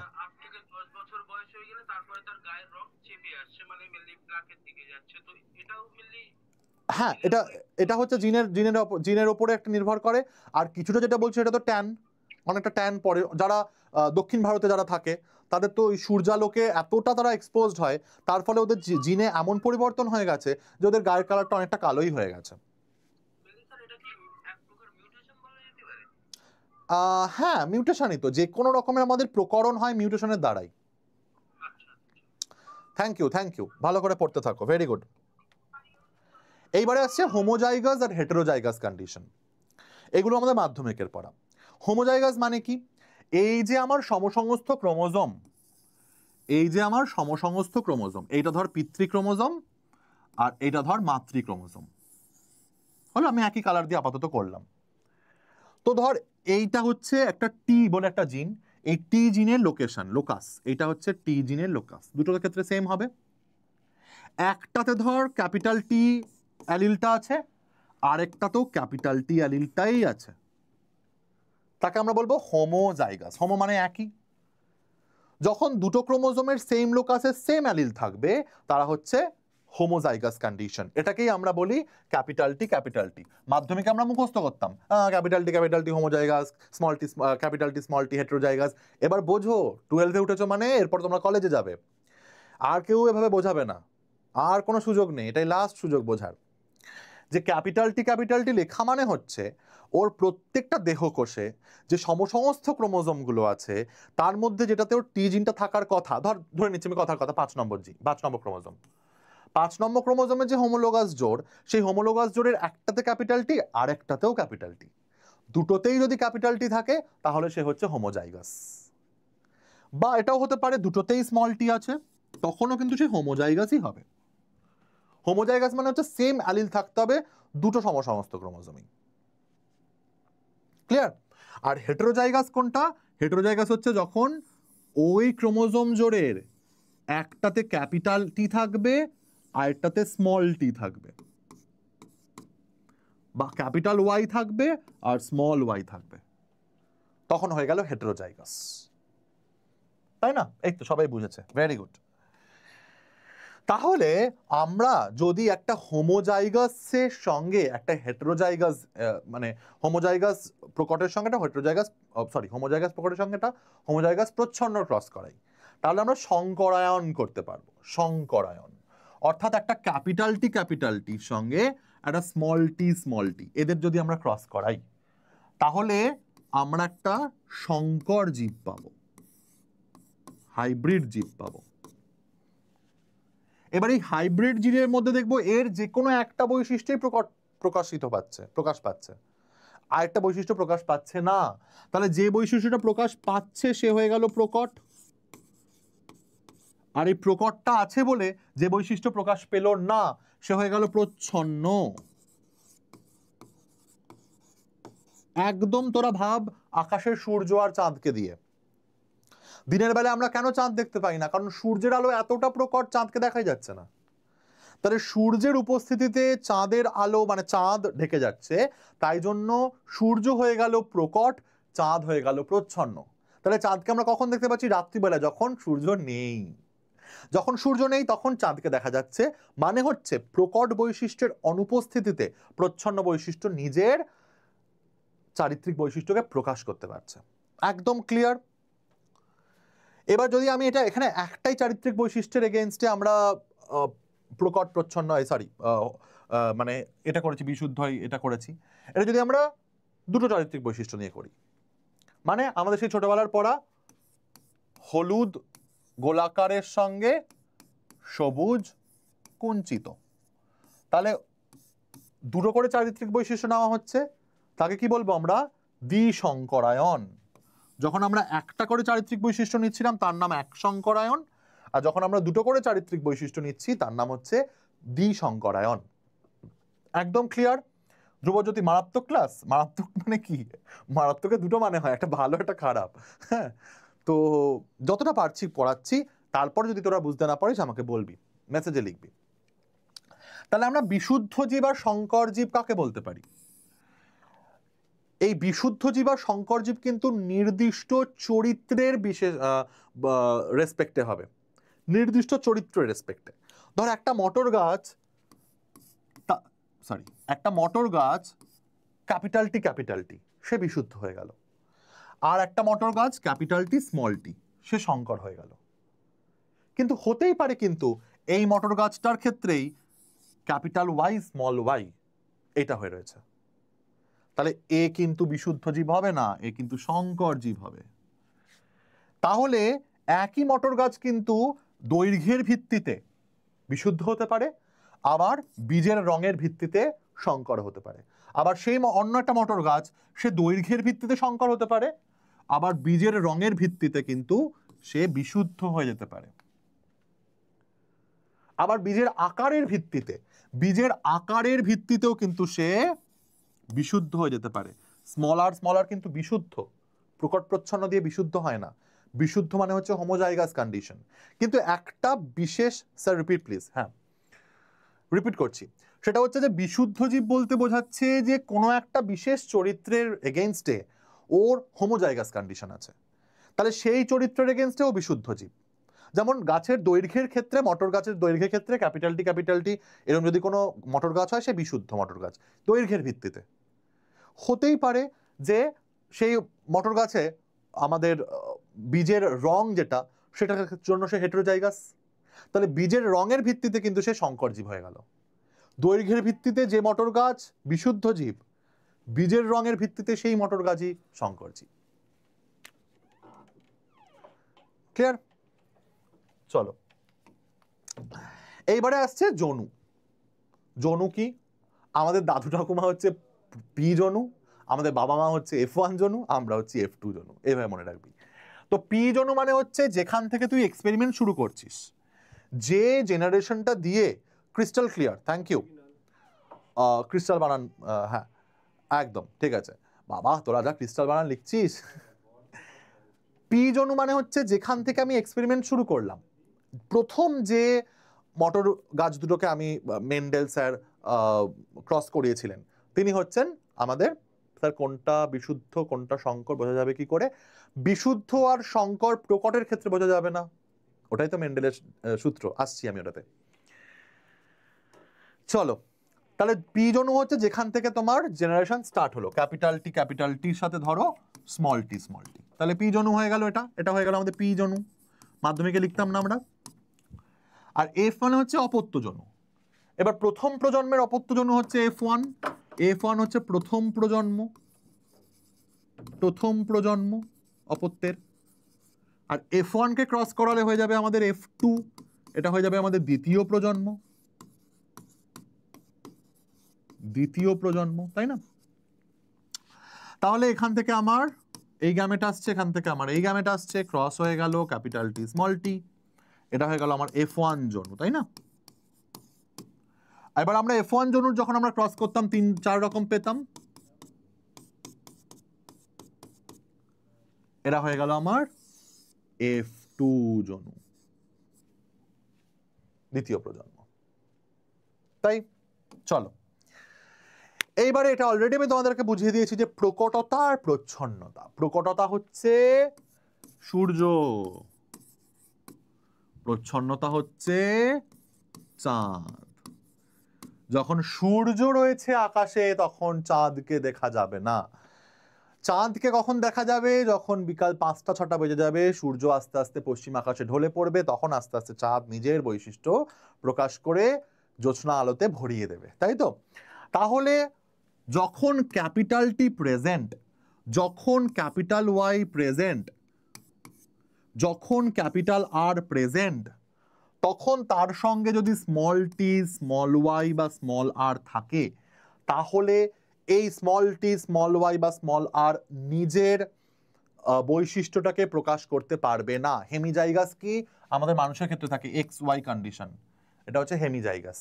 এক্স ওয়াই তুই হোমোজাইগাস হেটেরোজাইগাস বলতে পারবি না, ওটা হচ্ছে হেমিজাইগাস। এগুলো পরে আসবে। তাহলে এ হয়ে যাবে কিন্তু লম্বা, এর যে ফেনোটাইপটা সেটা হয়ে যাবে লম্বা, এর ফেনোটাইপটা হয়ে যাবে হলুদ, এর ফেনোটাইপটা হয়ে যাবে গোলাকার। মানে যখন সূর্য আছে আকাশে তখন চাঁদকে দেখা যাচ্ছে না। তাহলে কখন দেখা যাবে প্রচ্ছন্ন জীবকে? কখন দেখা যাবে? যখন স্মল টি হবে বা স্মল ওয়াই হবে বা স্মল আর হবে। এবার যা বললাম মনে মনে তাকে রিভার্স করে নে। রিভার্স করে নে মানে কি?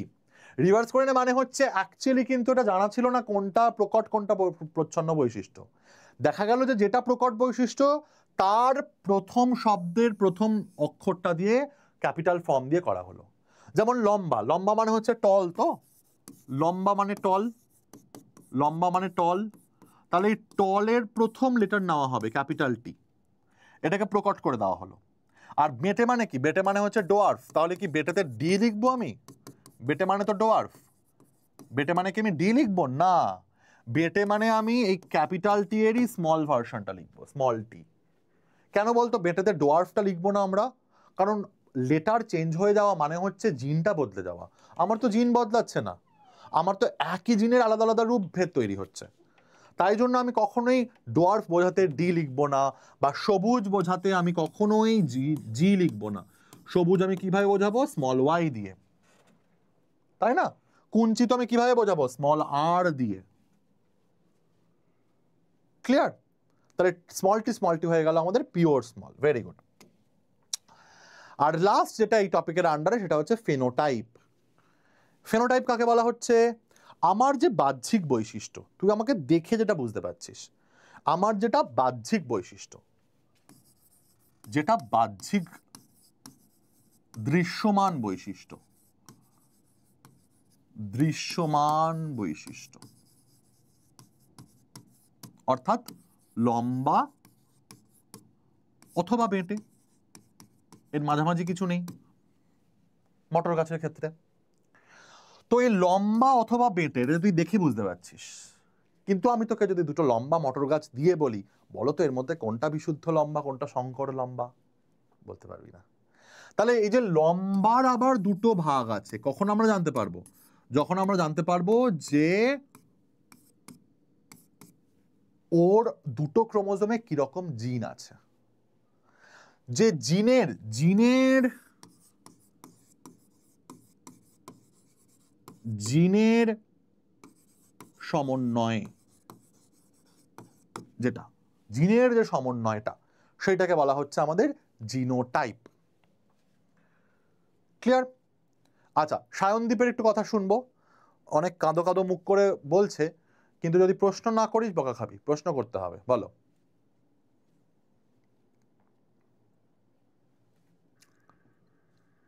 সায়নদীপ, বলো। হ্যাঁ বলো, শোনা যাচ্ছে। ট্রান্সজিন হচ্ছে যখন একটা জীবের থেকে জিনকে, এই ধর জীব 1, এর থেকে জিনকে অন্য একটা জীবের দেহে স্থানান্তরকরণ করা হয়, তাকে ট্রান্সজিন বলা হয়। যেমন একটা ব্যাকটেরিয়া থেকে একটা জিন নিয়ে, একটা ডিএনএ নিয়ে আমি অন্য একটা ব্যাকটেরিয়া শরীরে দিয়ে দিলাম, তখন ওই ব্যাকটেরিয়াটা হয়ে গেল ট্রান্সজেনিক ব্যাকটেরিয়া। এটা তোরা বায়োটেকনোলজি চ্যাপ্টারে পড়বি। ঠিক আছে, থ্যাংক ইউ। আচ্ছা, রিচেন্দ্রর প্রশ্ন নেব আমি একটুখানি। রিচেন্দ্র, আমি যদি নামটা ভুল না বলে থাকি, রিচেন্দ্রর প্রশ্ন নেব একটুখানি। রিচেন্দ্র প্রশ্ন দাও। Thank you Sayandeep. বলো রিচেন্দ্র।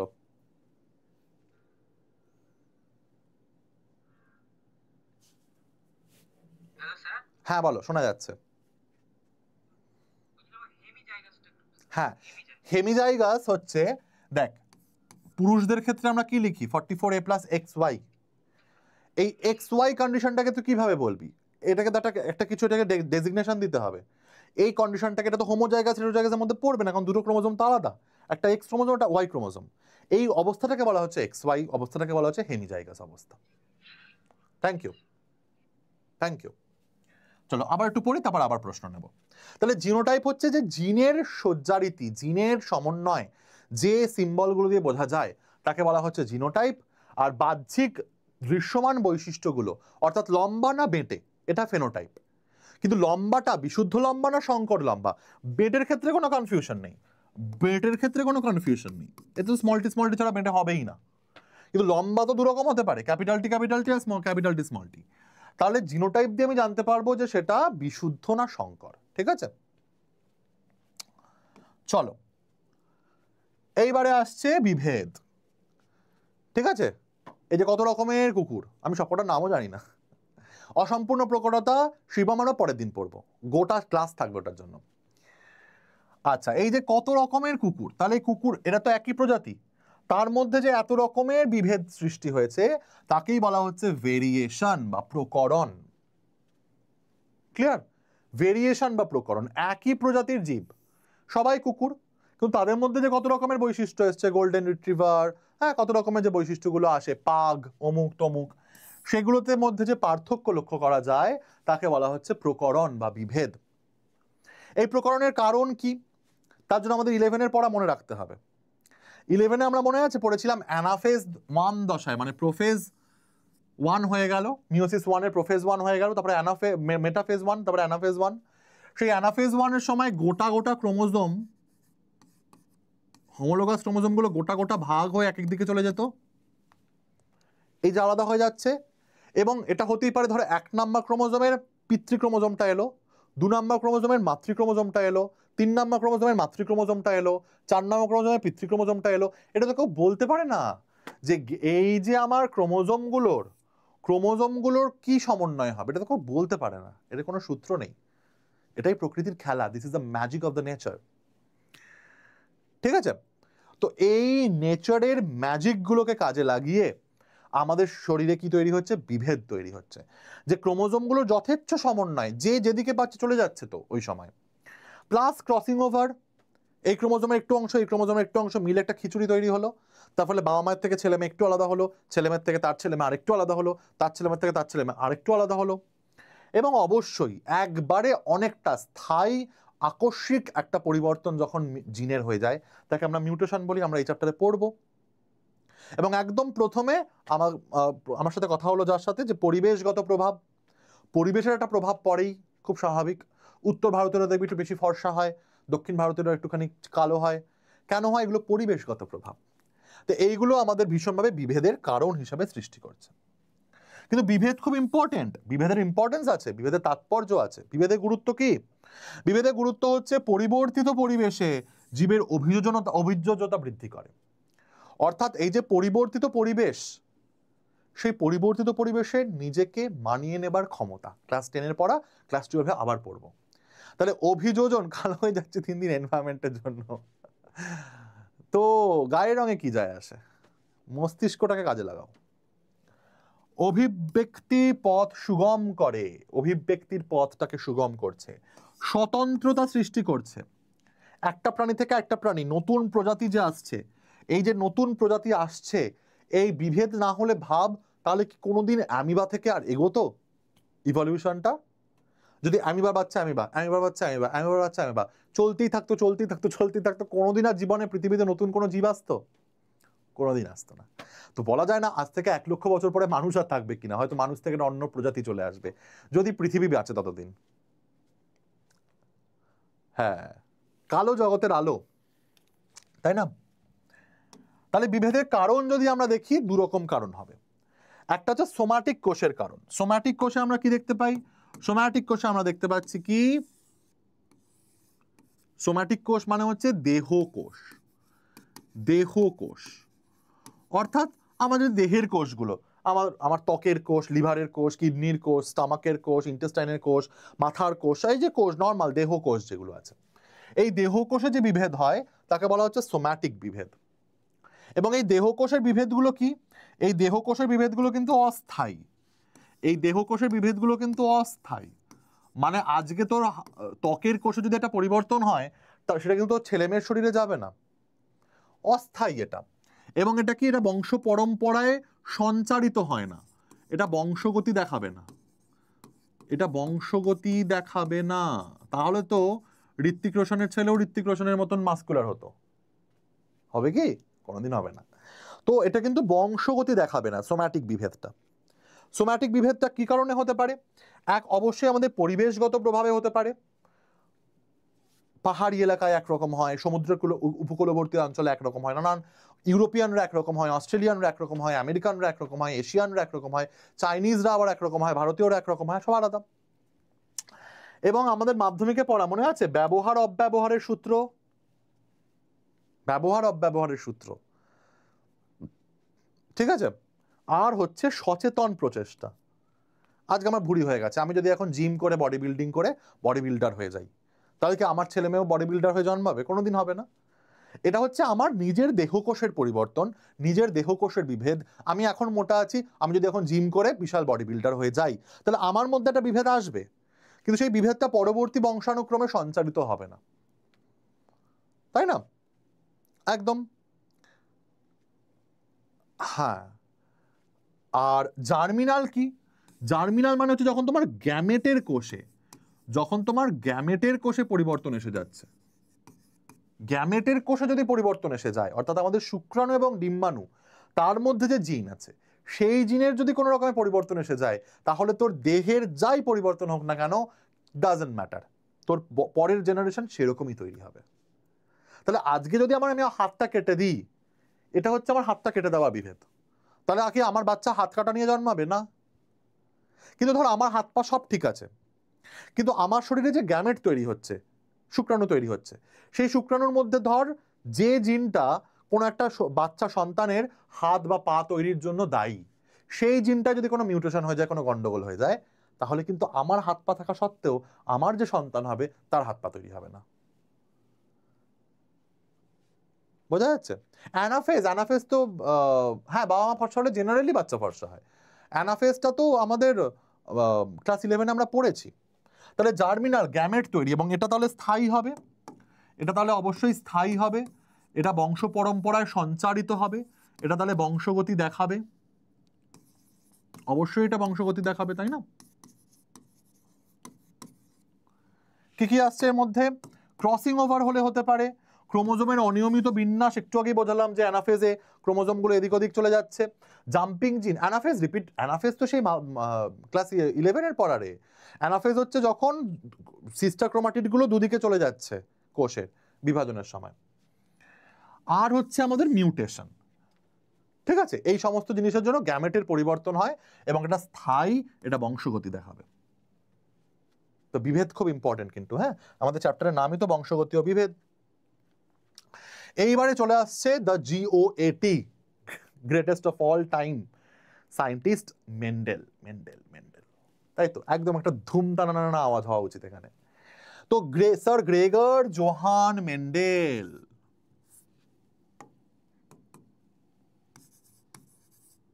স্যার গ্রেগর জোহান মেন্ডেল কে? ইনি বংশগতির জনক, তাই তো, বংশগতির জনক। ইনি প্রচুর পড়াশুনো করেন, ভিয়েনা বিশ্ববিদ্যালয় থেকে শুরু করে অনেক বিশ্ববিদ্যালয়ে পড়াশুনো করেন। সেখানে তিনি ফিজিক্স আর বটানি পড়েছিলেন। পড়ে ওনার সেই ইন্টারেস্টটা এসেছিল গাছের ব্রিডিং করানোর জন্য। তারপর গাছের ব্রিডিংটা করানোর পরে সচেতন প্রচেষ্টা, মানে হচ্ছে এই যে বললাম, আমি যদি জিম করে এখন বডি বিল্ডার হয়ে যাই, সেটা আমার সচেতন প্রচেষ্টা, আমি নিজের চেষ্টা করে হচ্ছি, যেটা নিজের বিভেদ আনছি। তো ইনি অনেক পড়াশুনো করেন, পরবর্তীকালে ইনি কতগুলো ব্রিডিং এক্সপেরিমেন্ট করেন, এবং সেই এক্সপেরিমেন্ট করে উনি দারুণ কতগুলো জিনিস দেখেন, যেগুলো তখন বিজ্ঞানী মহলে অতটা সাড়া ফেলেনি, কিন্তু পরবর্তীকালে একটা নতুন সাবজেক্টের জন্ম হলো, যার নাম হচ্ছে বংশগতি ও বিভেদ। এই চ্যাপ্টারটা এই একটা ইম্পর্টেন্ট জিনিস উনি প্রথম বললেন, যে there is something which is being inherited from generations to generations. এক প্রজন্ম থেকে অপর প্রজন্মে কিছু একটা আছে যেটা সঞ্চারিত হচ্ছে। সেই সঞ্চারণ যিনি প্রথম দেখলেন, তিনি হচ্ছেন কি? বংশগতির জনক স্যার গ্রেগর জোহান মেন্ডেল। উনি কি নিয়ে কাজ করেছিলেন? উনি মটর গাছ নিয়ে কাজ করেছিলেন, আমরা জানি। মটর গাছ নিয়ে উনি কি কাজ করেছিলেন? মটর গাছের নানান রকমের বিপরীত বৈশিষ্ট্যের সমন্বয় ঘটিয়েছিলেন। কি কি সেই বিপরীত বৈশিষ্ট্য ছিল একটু পরে আমরা দেখছি। তার আগে আমরা দেখবো যে কেন তিনি মটর গাছ বেছে নিয়েছিলেন, এবং সেই মটর গাছ বেছে নেওয়ার কি এমন কারণ ছিল যার ফলে তিনি প্রচুর সাফল্য পান। ঠিক আছে, হলো তো কি কি সেই কারণ? এক হচ্ছে মটর গাছ স্বপরাগী। মটর গাছ স্বপরাগী। স্বপরাগী মানে কি? স্বপরাগী মানে হচ্ছে প্রত্যেকটা মটর গাছের মধ্যে পুরুষ এবং স্ত্রী অংশ আছে, তারা একসঙ্গে ম্যাচিওর করে এবং তাদের পরাগ সংযোগ হয়, একই ফুলের মধ্যে পরাগ সংযোগ সম্ভব হয়। সেই কারণে মটর গাছ স্বপরাগী হওয়ায় সুবিধা হচ্ছে কি? সুবিধা হচ্ছে একই মটর গাছের মধ্যে ব্রিডিং করানো সম্ভব হবে। কিন্তু যদি নাও হয় তাহলে ইতর পরাগযোগ করা সম্ভব যদি করা হয়, তাই তো। 2 নাম্বার কি, বহু সংখ্যক বিপরীত ধর্মী বৈশিষ্ট্যের সমাহার, বহু সংখ্যক বিপরীত ধর্মী বৈশিষ্ট্যের সমাহার, অর্থাৎ লম্বা বেঁটে এরকম আর কি, বহু সংখ্যক বিপরীত ধর্মী বৈশিষ্ট্য ছিল। 3 নাম্বার কি, এই দুটোরই কিন্তু সেম উত্তর, উনি যে কারণে মেন্ডেলের মটর গাছ নির্বাচন করেছিলেন সেই কারণে উনি সাফল্য পেয়েছিলেন, সেম উত্তর। 3 নাম্বার হচ্ছে মটর গাছ খুব দ্রুত বংশ বিস্তার করে, খুব দ্রুত বংশ বিস্তার করে, খুব দ্রুত, ঠিক আছে, খুব দ্রুত বংশ বিস্তার করে। আর 4 কি, 4 হচ্ছে খুব সহজে ফলানো যায়, ফলানোটা খুব একটা কঠিন না, খুব সহজে ফলানো যায়। তাহলে এই এতগুলো কারণের জন্য, এতগুলো কারণের সহজে, হ্যাঁ অল্প জায়গায় করা যায়, খুব তাড়াতাড়ি করা যায়, এর ফলে কি হলো, মটর গাছ খুব সাকসেসফুল ওনার কাজে। আর ওনার একটা একদম ব্রহ্মাস্ত্র কি ছিল জানিস তো, ওনার ব্রহ্মাস্ত্র ছিল হচ্ছে উনি রেগুলার যা দেখতেন, যা করতেন সেগুলোকে ডকুমেন্ট করতেন, ডায়েরিতে লিখতেন। এটা খুব ইম্পর্টেন্ট, এটা কিন্তু তোরাও নিজেদের লাইফে অ্যাপ্লাই করে দেখিস, উপকার পাবি। আমি তো পেয়েছি, যে আমি প্রথমেই 1 সপ্তাহ আগে ঠিক করে নেব আমি আগামী সপ্তাহে কি কি পড়বো, আর 1 সপ্তাহ পরে গিয়ে আমি টিক মারবো যে কি কি পড়লাম, যেগুলো পড়লাম না সেগুলো আবার পরের সপ্তাহে পড়বো। তো এটা একটুখানি এই জিনিসটা মেনটেন কর, তুই কিন্তু দারুণ একটা উপকার পাবি, তুই কিন্তু দারুণ একটা রেজাল্ট পাবি। কি করবি, প্রত্যেক সপ্তাহে যখন রবিবার দিনকে রাত্রিবেলা ঘুমাতে যাওয়ার আগে একটা চেকলিস্ট তৈরি করবি যে এইগুলো আমি এই সপ্তাহে পড়বো, আর পরের সপ্তাহে শনিবার রাত্রে গিয়ে তুই মেলাবি কি কি পড়া হলো আর কি কি পড়া হলো না, যেগুলো না সেগুলো আবার পরে সপ্তাহে সেগুলোকে কন্টিনিউ কর। তাহলে এইভাবে একটা প্ল্যানিং করে এগো। ক্লাস 12 একটা ইম্পর্টেন্ট বছর, তো খুব ইম্পর্টেন্ট, অনেক কিছু পড়তে হয়, তো এটা কিন্তু খুব ইম্পর্টেন্ট। এটা কিন্তু মনে রাখার জিনিস যে আমাকে সবটা সময়ের মধ্যে শেষ করতে হবে, তাহলে আমাকে আগে একটা প্ল্যানিং রাখতে হবে।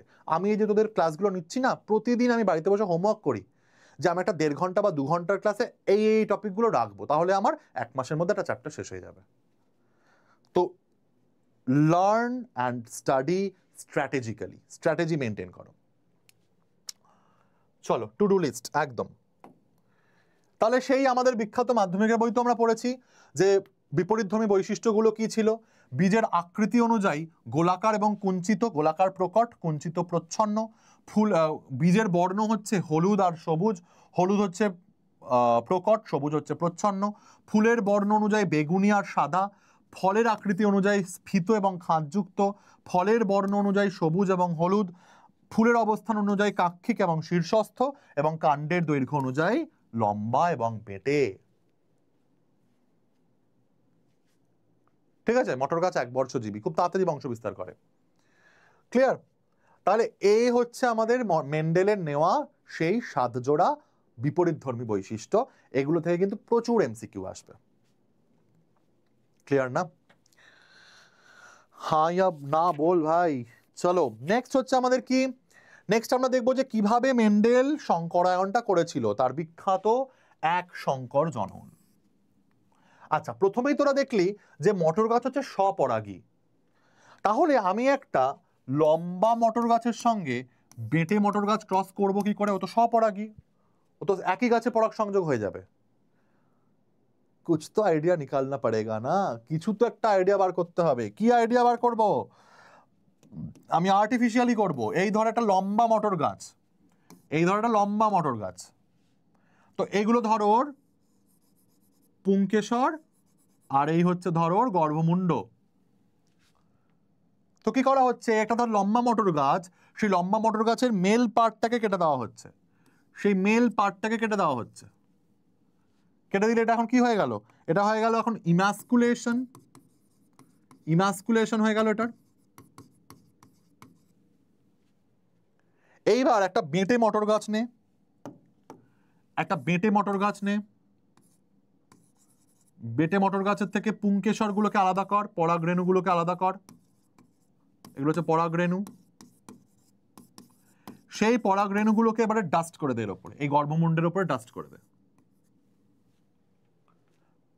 তাহলে কি হলো, স্মল টি ওয়ালা পরাগরেণু, এটা স্মল টি ওয়ালা পরাগরেণু ক্যাপিটাল টি ওয়ালা মটর গাছের গর্ভমুণ্ডে পতিত হলো, ইতর পরাগযোগ হলো। তো তাহলে স্বপরাগী গাছে কিন্তু ইতর পরাগযোগ করাই যায় চাইলে, তাই না? এবার তুই ওটাকে ব্যাগিং করে দে, একটা ব্যাগ দিয়ে ঢেকে দে। কেন ব্যাগ দিয়ে ঢাকতে হবে? বাগানে তো আরো অনেক মটর গাছ আছে, সেখান থেকেও তো পরাগরেণু উড়ে আসতে পারে, তাই না? তাহলে আমাকে ব্যাগিং করে ঢেকে দিতে হবে। তাহলে ইমাস্কুলেশন করে ব্যাগিং করে দেব, ঠিক আছে? কন্যাগড়ে তোদেরও বাড়ি, বাহ, তাহলে রাধে কন্যাগড়ের বাড়ি, তাদের সাথে দেখা হবে আমার, তাই না? কখনো না কখনো রাস্তায় কোথাও না কোথাও দেখা হবে, আমাকে চিনে গেলি আজকে। 11 তোরা আমাকে প্রথম চিনলি আজকে। তাহলে এখান থেকে আমাদের কি মটর গাছ তৈরি হলো সে মনে আছে ছোটবেলার পড়া? এগুলো ডিটেইল বলছি না, স্মল টি, এ দুটো জুড়লো ক্যাপিটাল টি স্মল টি, F1 এ পেলাম। তাহলে প্রথম কোনটা পেলাম আমি? প্রকটতার সূত্র। প্রকটতার সূত্র কি বলছে? যে এই যে দুটো অ্যালিল, এই দুটো অ্যালিলের যে কোনো একজনই প্রকট হবে আর একজন প্রচ্ছন্ন হবে। তাই জন্য এই মটর গাছটাকে দেখতে কিন্তু লম্বা, মটর গাছটাকে কিন্তু দেখতে লম্বা হবে, ফেনোটাইপটা লম্বা হবে ওর। এবং সেখান থেকে আমি যখন F2 করছি তখন কি হচ্ছে? Capital T capital T, capital T small T, capital T small T এবং স্মল টি স্মল টি। এগুলো সব ছোটবেলার পরে, এগুলো ডিটেল যাচ্ছি না। কেন এটা হওয়া সম্ভব হলো? কারণ এখান থেকে দু রকমের গ্যামেট তৈরি হলো, ক্যাপিটাল টি আর স্মল টি। যেখান থেকে চলে এলো আমার পৃথক ভবনের সূত্র। পৃথক ভবনের সূত্র কি বলছে? যে এই যে অ্যালিল দুটো মিশে অ্যালিল দুটো আসছে একটা জাইগোটে, এই যে জাইগোট অ্যালিল দুটো এলো, তো এটা মিশবে না কিন্তু। খিচুড়ি, নো খিচুড়ি ইজ হিয়ার। ভাত আর ডাল আলাদা, ভাতের জায়গায় ভাতে, ডালের জায়গায় ডালে, ভাত ডাল মিশবে না। কেন? কারণ চাল ডাল মিশে গেলে ভীষণ সমস্যা হবে। চাল ডাল যে মিশছে না তার প্রমাণ কি? এই যে পরের জেনারেশনে গ্যামেট যখন তৈরি হচ্ছে তখন ক্যাপিটাল টি আর স্মল টি আলাদা হয়ে যাচ্ছে, যেটা পৃথক ভবনের সূত্র, তাই না? তাহলে প্রকটতার সূত্র কি বলছে? কোন জীবের মধ্যে একই চারিত্রিক বৈশিষ্ট্যের দুটি ভিন্ন ধর্মী শর্ত বর্তমান থাকলে, অর্থাৎ অ্যালিল, দুটো অ্যালিল ক্যাপিটাল টি স্মল টি, তার মধ্যে যে কোনো একটিরই বহিঃপ্রকাশ ঘটবে এবং সেটি প্রকট বৈশিষ্ট্য হিসাবে বিবেচিত হবে। তোদের আগে লিখতে হতো এগুলো, এখন তো আর লেখার ব্যাপার নেই, এখন এমসিকিউ। তাহলে এগুলো মনে রাখতে হবে, কনসেপ্টগুলো ক্লিয়ার রাখতে হবে, নয়তো অপশনগুলো পড়ে বুঝতেই পারবি না কোনটা অপশন আনসার কারেক্ট হবে। তাহলে প্রকটতার সূত্র এক সংখ্য জনন থেকে পাওয়া যাচ্ছে। আর পাওয়া যাচ্ছে পৃথকী ভবনের সূত্র। বলা হচ্ছে যে এই যে বিপরীতধর্মী যে অ্যালিলগুলো, এগুলো কখনো মিশ্রিত হয় না, কখনো মিশ্রিত হবে না। মানে এই লম্বার বেঁটে এই দুটো অ্যালিল মিশে একটা মাঝারি লম্বা মটর গাছের বৈশিষ্ট্য কোনোদিন হবে না, কখনো হবে না। এবং গ্যামেট গঠনকালে কি হচ্ছে? এরা পরস্পর পৃথক হয়ে যাচ্ছে এবং এক একজন এক একটা গ্যামেটে প্রবেশ করছে। এখান থেকে দু রকমের গ্যামেট তৈরি হচ্ছে না, একটা ক্যাপিটাল টি গ্যামেট, একটা স্মল টি গ্যামেট। এটাই হচ্ছে বক্তব্য। তাহলে বল, ঝটপট ঝটপট বল, এক সংকর জননের ফেনোটাইপ বৈশিষ্ট্য, ফেনোটাইপ অনুপাত কি আর জিনোটাইপ অনুপাত কি? দেখি কমেন্টে লিখতে পারে কে। এক সংকর জননের ফেনোটাইপ অনুপাত কত আসবে আর জেনোটাইপ অনুপাত কত আসবে? বলো বলো বলো, ঝটপট বলো। ফেনোটাইপ অনুপাত মানে কি? এই 1:1 কি? চারজন তো আছে, তার মধ্যে 1:1 কি করে হয়? ফেনোটাইপিক অনুপাত হচ্ছে, না না না না না না, ভুলে গেছিস, তাহলে ছোটবেলায় পড়ানো। ফেনোটাইপিক অনুপাত হচ্ছে লম্বা আর বেঁটে। কতজন লম্বা? 3 জন লম্বা না? 3 জন লম্বা তো,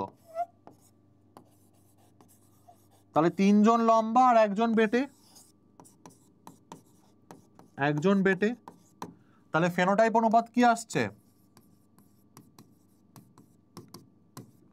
3:1, তাই না?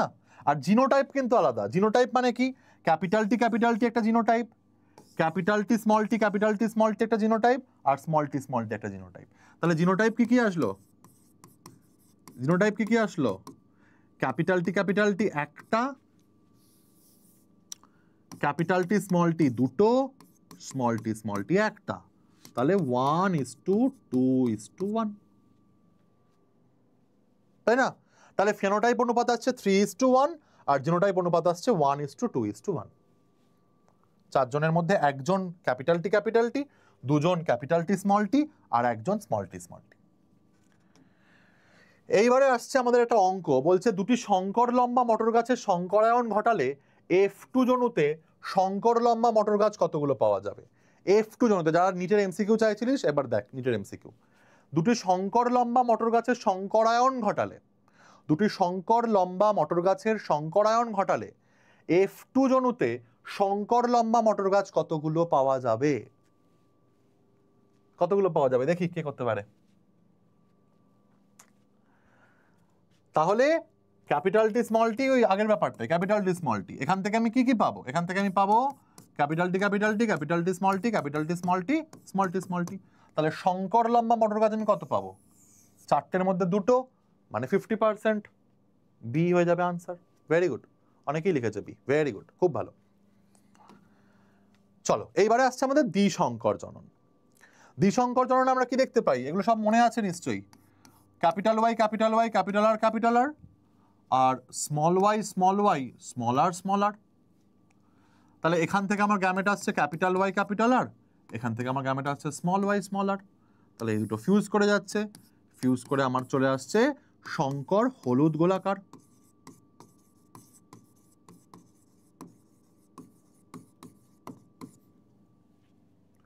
হলুদ গোলাকার, তাই তো? এটা হলুদ গোলাকার ছিল, এটা হলুদ গোলাকার ছিল, আর এটা সবুজ কুঞ্চিত ছিল। সেখান থেকে আমার F1 এ, এটা পিতে ছিল, F1 এ আমার কি আসবে? হলুদ গোলাকার। এবারে এই হলুদ গোলাকারটাকে আমি যখন আবার ক্রস করাবো, সেম করে সেই 16খানা আসতো না, 16খানা ক্রস আসতো। দেখি কার মনে আছে? আরে বাস, সৌজাত্য 1:2:2:4:1:2। Very good. এটা সেই আমরা মনে আছে ছোটবেলার পড়া। এখন তো অতটা বড় করা সম্ভব না। এখান থেকে কি আসতো আমাদের? ফেনোটাইপ, এগুলো সব মাধ্যমিকে ছিল। ফেনোটাইপ আসতো আমাদের 9:3:3:1। 9টা কি আসতো? হলুদ গোলাকার, 3টে হচ্ছে হলুদ কুঞ্চিত, 3টে হচ্ছে সবুজ গোলাকার, আর একটা হচ্ছে সবুজ কুঞ্চিত। বাহ, ভেরি গুড, খুব ভালো। তাহলে আমার ফেনোটাইপ অনুপাত আসতো 9:3:3:1। আর জিনোটাইপ কি আসতো? জিনোটাইপ আসতো 1224:12:1। ফোন নাম্বার মনে রাখার মতো করে মনে রাখবি। 1:2:2:2:4:1:1:2:1:2:1:2:1 1224:12:1। এখান থেকে আমরা কি পাচ্ছি? স্বাধীন সঞ্চারণ সূত্র। স্বাধীন সঞ্চারণ সূত্র কাকে বলা হচ্ছে? স্বাধীন সঞ্চারণ সূত্র বলতে বোঝায় যে এই যে আমার capital Y small Y capital R small R, এখানে আমার এরকম হতেই পারে ক্যাপিটাল ওয়াই সঙ্গে আছে, তার সঙ্গে ক্যাপিটাল আর স্মল আর এসছে, এরকম হতেই পারে। মানে একটা প্রকট আরেকটা প্রকটের সঙ্গে আসলো মানেই আরেকটা প্রকট আরেকটা প্রকটের সঙ্গেই আসবে, তার কোনো মানে নেই। ক্যাপিটাল ওয়াই এর সাথে আর এর, মানে ওয়াই এর সাথে আর এর কোনো রিলেশন নেই। ক্যাপিটাল ওয়াই এর সাথেও আসতে পারে, ক্যাপিটাল ওয়াই স্মল ওয়াই এর সাথেও আসতে পারে।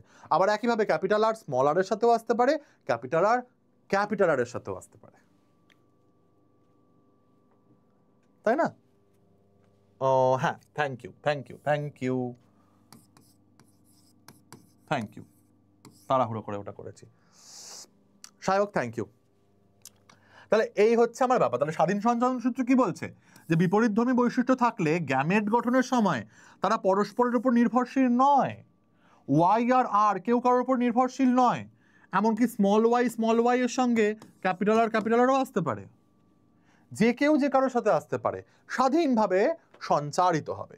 সম্ভাব্য সকল প্রকার সমন্বয় সঞ্চারিত হয়, যে কারণে আমাদের ওই 16টা ঘর বিশিষ্ট চেকার বোর্ডটা করতে হয়, তাই না? তো আমি কিন্তু তোদেরকে কিরম ভাবে পড়াবো জানিস? যেরকম ভাবে মানুষ প্রাইভেট টিউশন পড়ায় সেরকম ভাবে পড়াবো। আজকে যতটা পড়াবো সেটা কিন্তু পরের দিন পড়া থাকবে। সেই পড়ার আগে আমি চেক করব, প্রশ্ন দেব, এমসিকিউ দেব, চেক করব। যদি পারিস তবে আমি এগোবো, নয়তো এই ক্লাসটা আবার হবে এইরকম। তাহলে আজকে লাস্ট আমরা যেটা দুটো এমসিকিউ করে নিই। একটা হচ্ছে বলছে বি ক্যাপিটাল বি স্মল আর জিনোটাইপ যুক্ত গিনিপিগ থেকে কত রকমের গ্যামেট তৈরি হবে? বলো, কত রকমের গ্যামেট তৈরি হবে?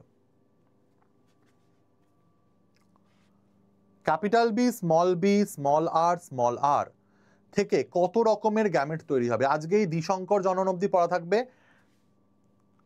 3 রকমের গ্যামেট না, 3 রকমের গ্যামেট তৈরি হবে না, 4 রকমের গ্যামেটও তৈরি হবে না। দেখ বোঝাচ্ছি, ক্যাপিটাল বি, স্মল আর, এখানে নতুন রকমের মানে আলাদা রকমের কতগুলো পেয়ার আছে? একটাই পেয়ার আছে,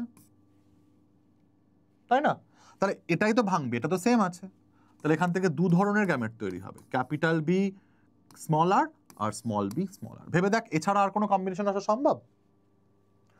আর কোনো কম্বিনেশন আসা সম্ভব না। তাহলে বি এর আনসারটা হয়ে গেল 2 রকম। এখান থেকে দেখ, এখান থেকে capital Y capital R small R, এখান থেকে কি কি গ্যামেট পাবো আমি? Capital Y capital R capital Y small R. স্বাধীন সঞ্চারণ সূত্রের এটাই হচ্ছে নিয়ম। স্বাধীন সঞ্চারণ সূত্র এটাই বলছে যে ওয়াই বা আর এরা যদি আলাদা জিন হয়ে যায়, আলাদা জিনেরা কখনোই একে অপরের উপর নির্ভরশীল নয়। হতেই পারে দুটো প্রকট একসঙ্গে, এখানে দুটো প্রচ্ছন্ন একসঙ্গে, বা ওখানে দুটো প্রচ্ছন্ন একসঙ্গে, এখানে একটা প্রকট একটা প্রচ্ছন্ন একসঙ্গে, আলাদা আলাদা হতেই পারে, কোনো সমস্যা নেই, তাই না? ক্যাপিটাল বি স্মল আর, দেখ ভালো করে, এখান থেকে এই গ্যামেট ছাড়া আর কোনো গ্যামেট তৈরি হওয়া সম্ভব? কোনো গ্যামেট তৈরি হওয়া সম্ভব কোনোভাবেই, তাই না? আমি রিপিট করে দিচ্ছি, ফাইনাল। এখান থেকেও ভেবে দেখ, একই রকমের গ্যামেট আসবে,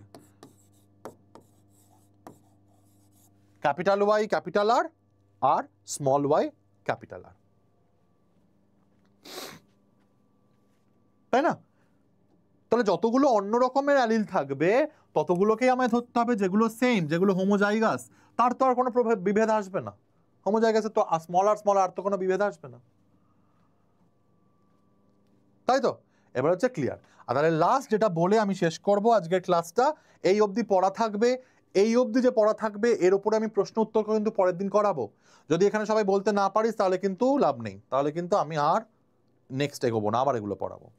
তাহলে দ্বিসংকর জননে আমরা দেখতে পাচ্ছি যে সেম যে অ্যালিলগুলো, এই যে ধর ক্যাপিটাল ওয়াই স্মল ওয়াই আর ক্যাপিটাল আর স্মল আর, এ এর মতন করে সঞ্চারিত হবে, এ এর মতন করে সঞ্চারিত হবে, যে কারণে আমি দেখতে পাচ্ছি দুটো প্রকট অ্যালিলের সঙ্গে এই দুটোর কিন্তু একটা প্রকট একটা প্রচ্ছন্ন এসছে, অর্থাৎ ক্যাপিটাল মানে ওয়াই এর জন্য হোমোজাইগাস আর আর এর জন্য হেটেরোজাইগাস হয়ে গেল। তাহলে ওয়াই আর আর একে অপরের উপর নির্ভরশীল নয় বলেই এটা স্বাধীন সঞ্চারণ সূত্র। তারা স্বাধীনভাবে, অ্যালিলগুলো স্বাধীনভাবে সঞ্চারিত হয়, কেউ কারোর ওপর নির্ভরশীল কোনোভাবেই নয়। পিডিএফটা পেয়ে যাবে বাবা, আজকেই পিডিএফটা পেয়ে যাবে, তোমরা একটু ধৈর্য ধরো। আচ্ছা, তাহলে আজকে আমাদের এখানে ক্লাস শেষ হচ্ছে।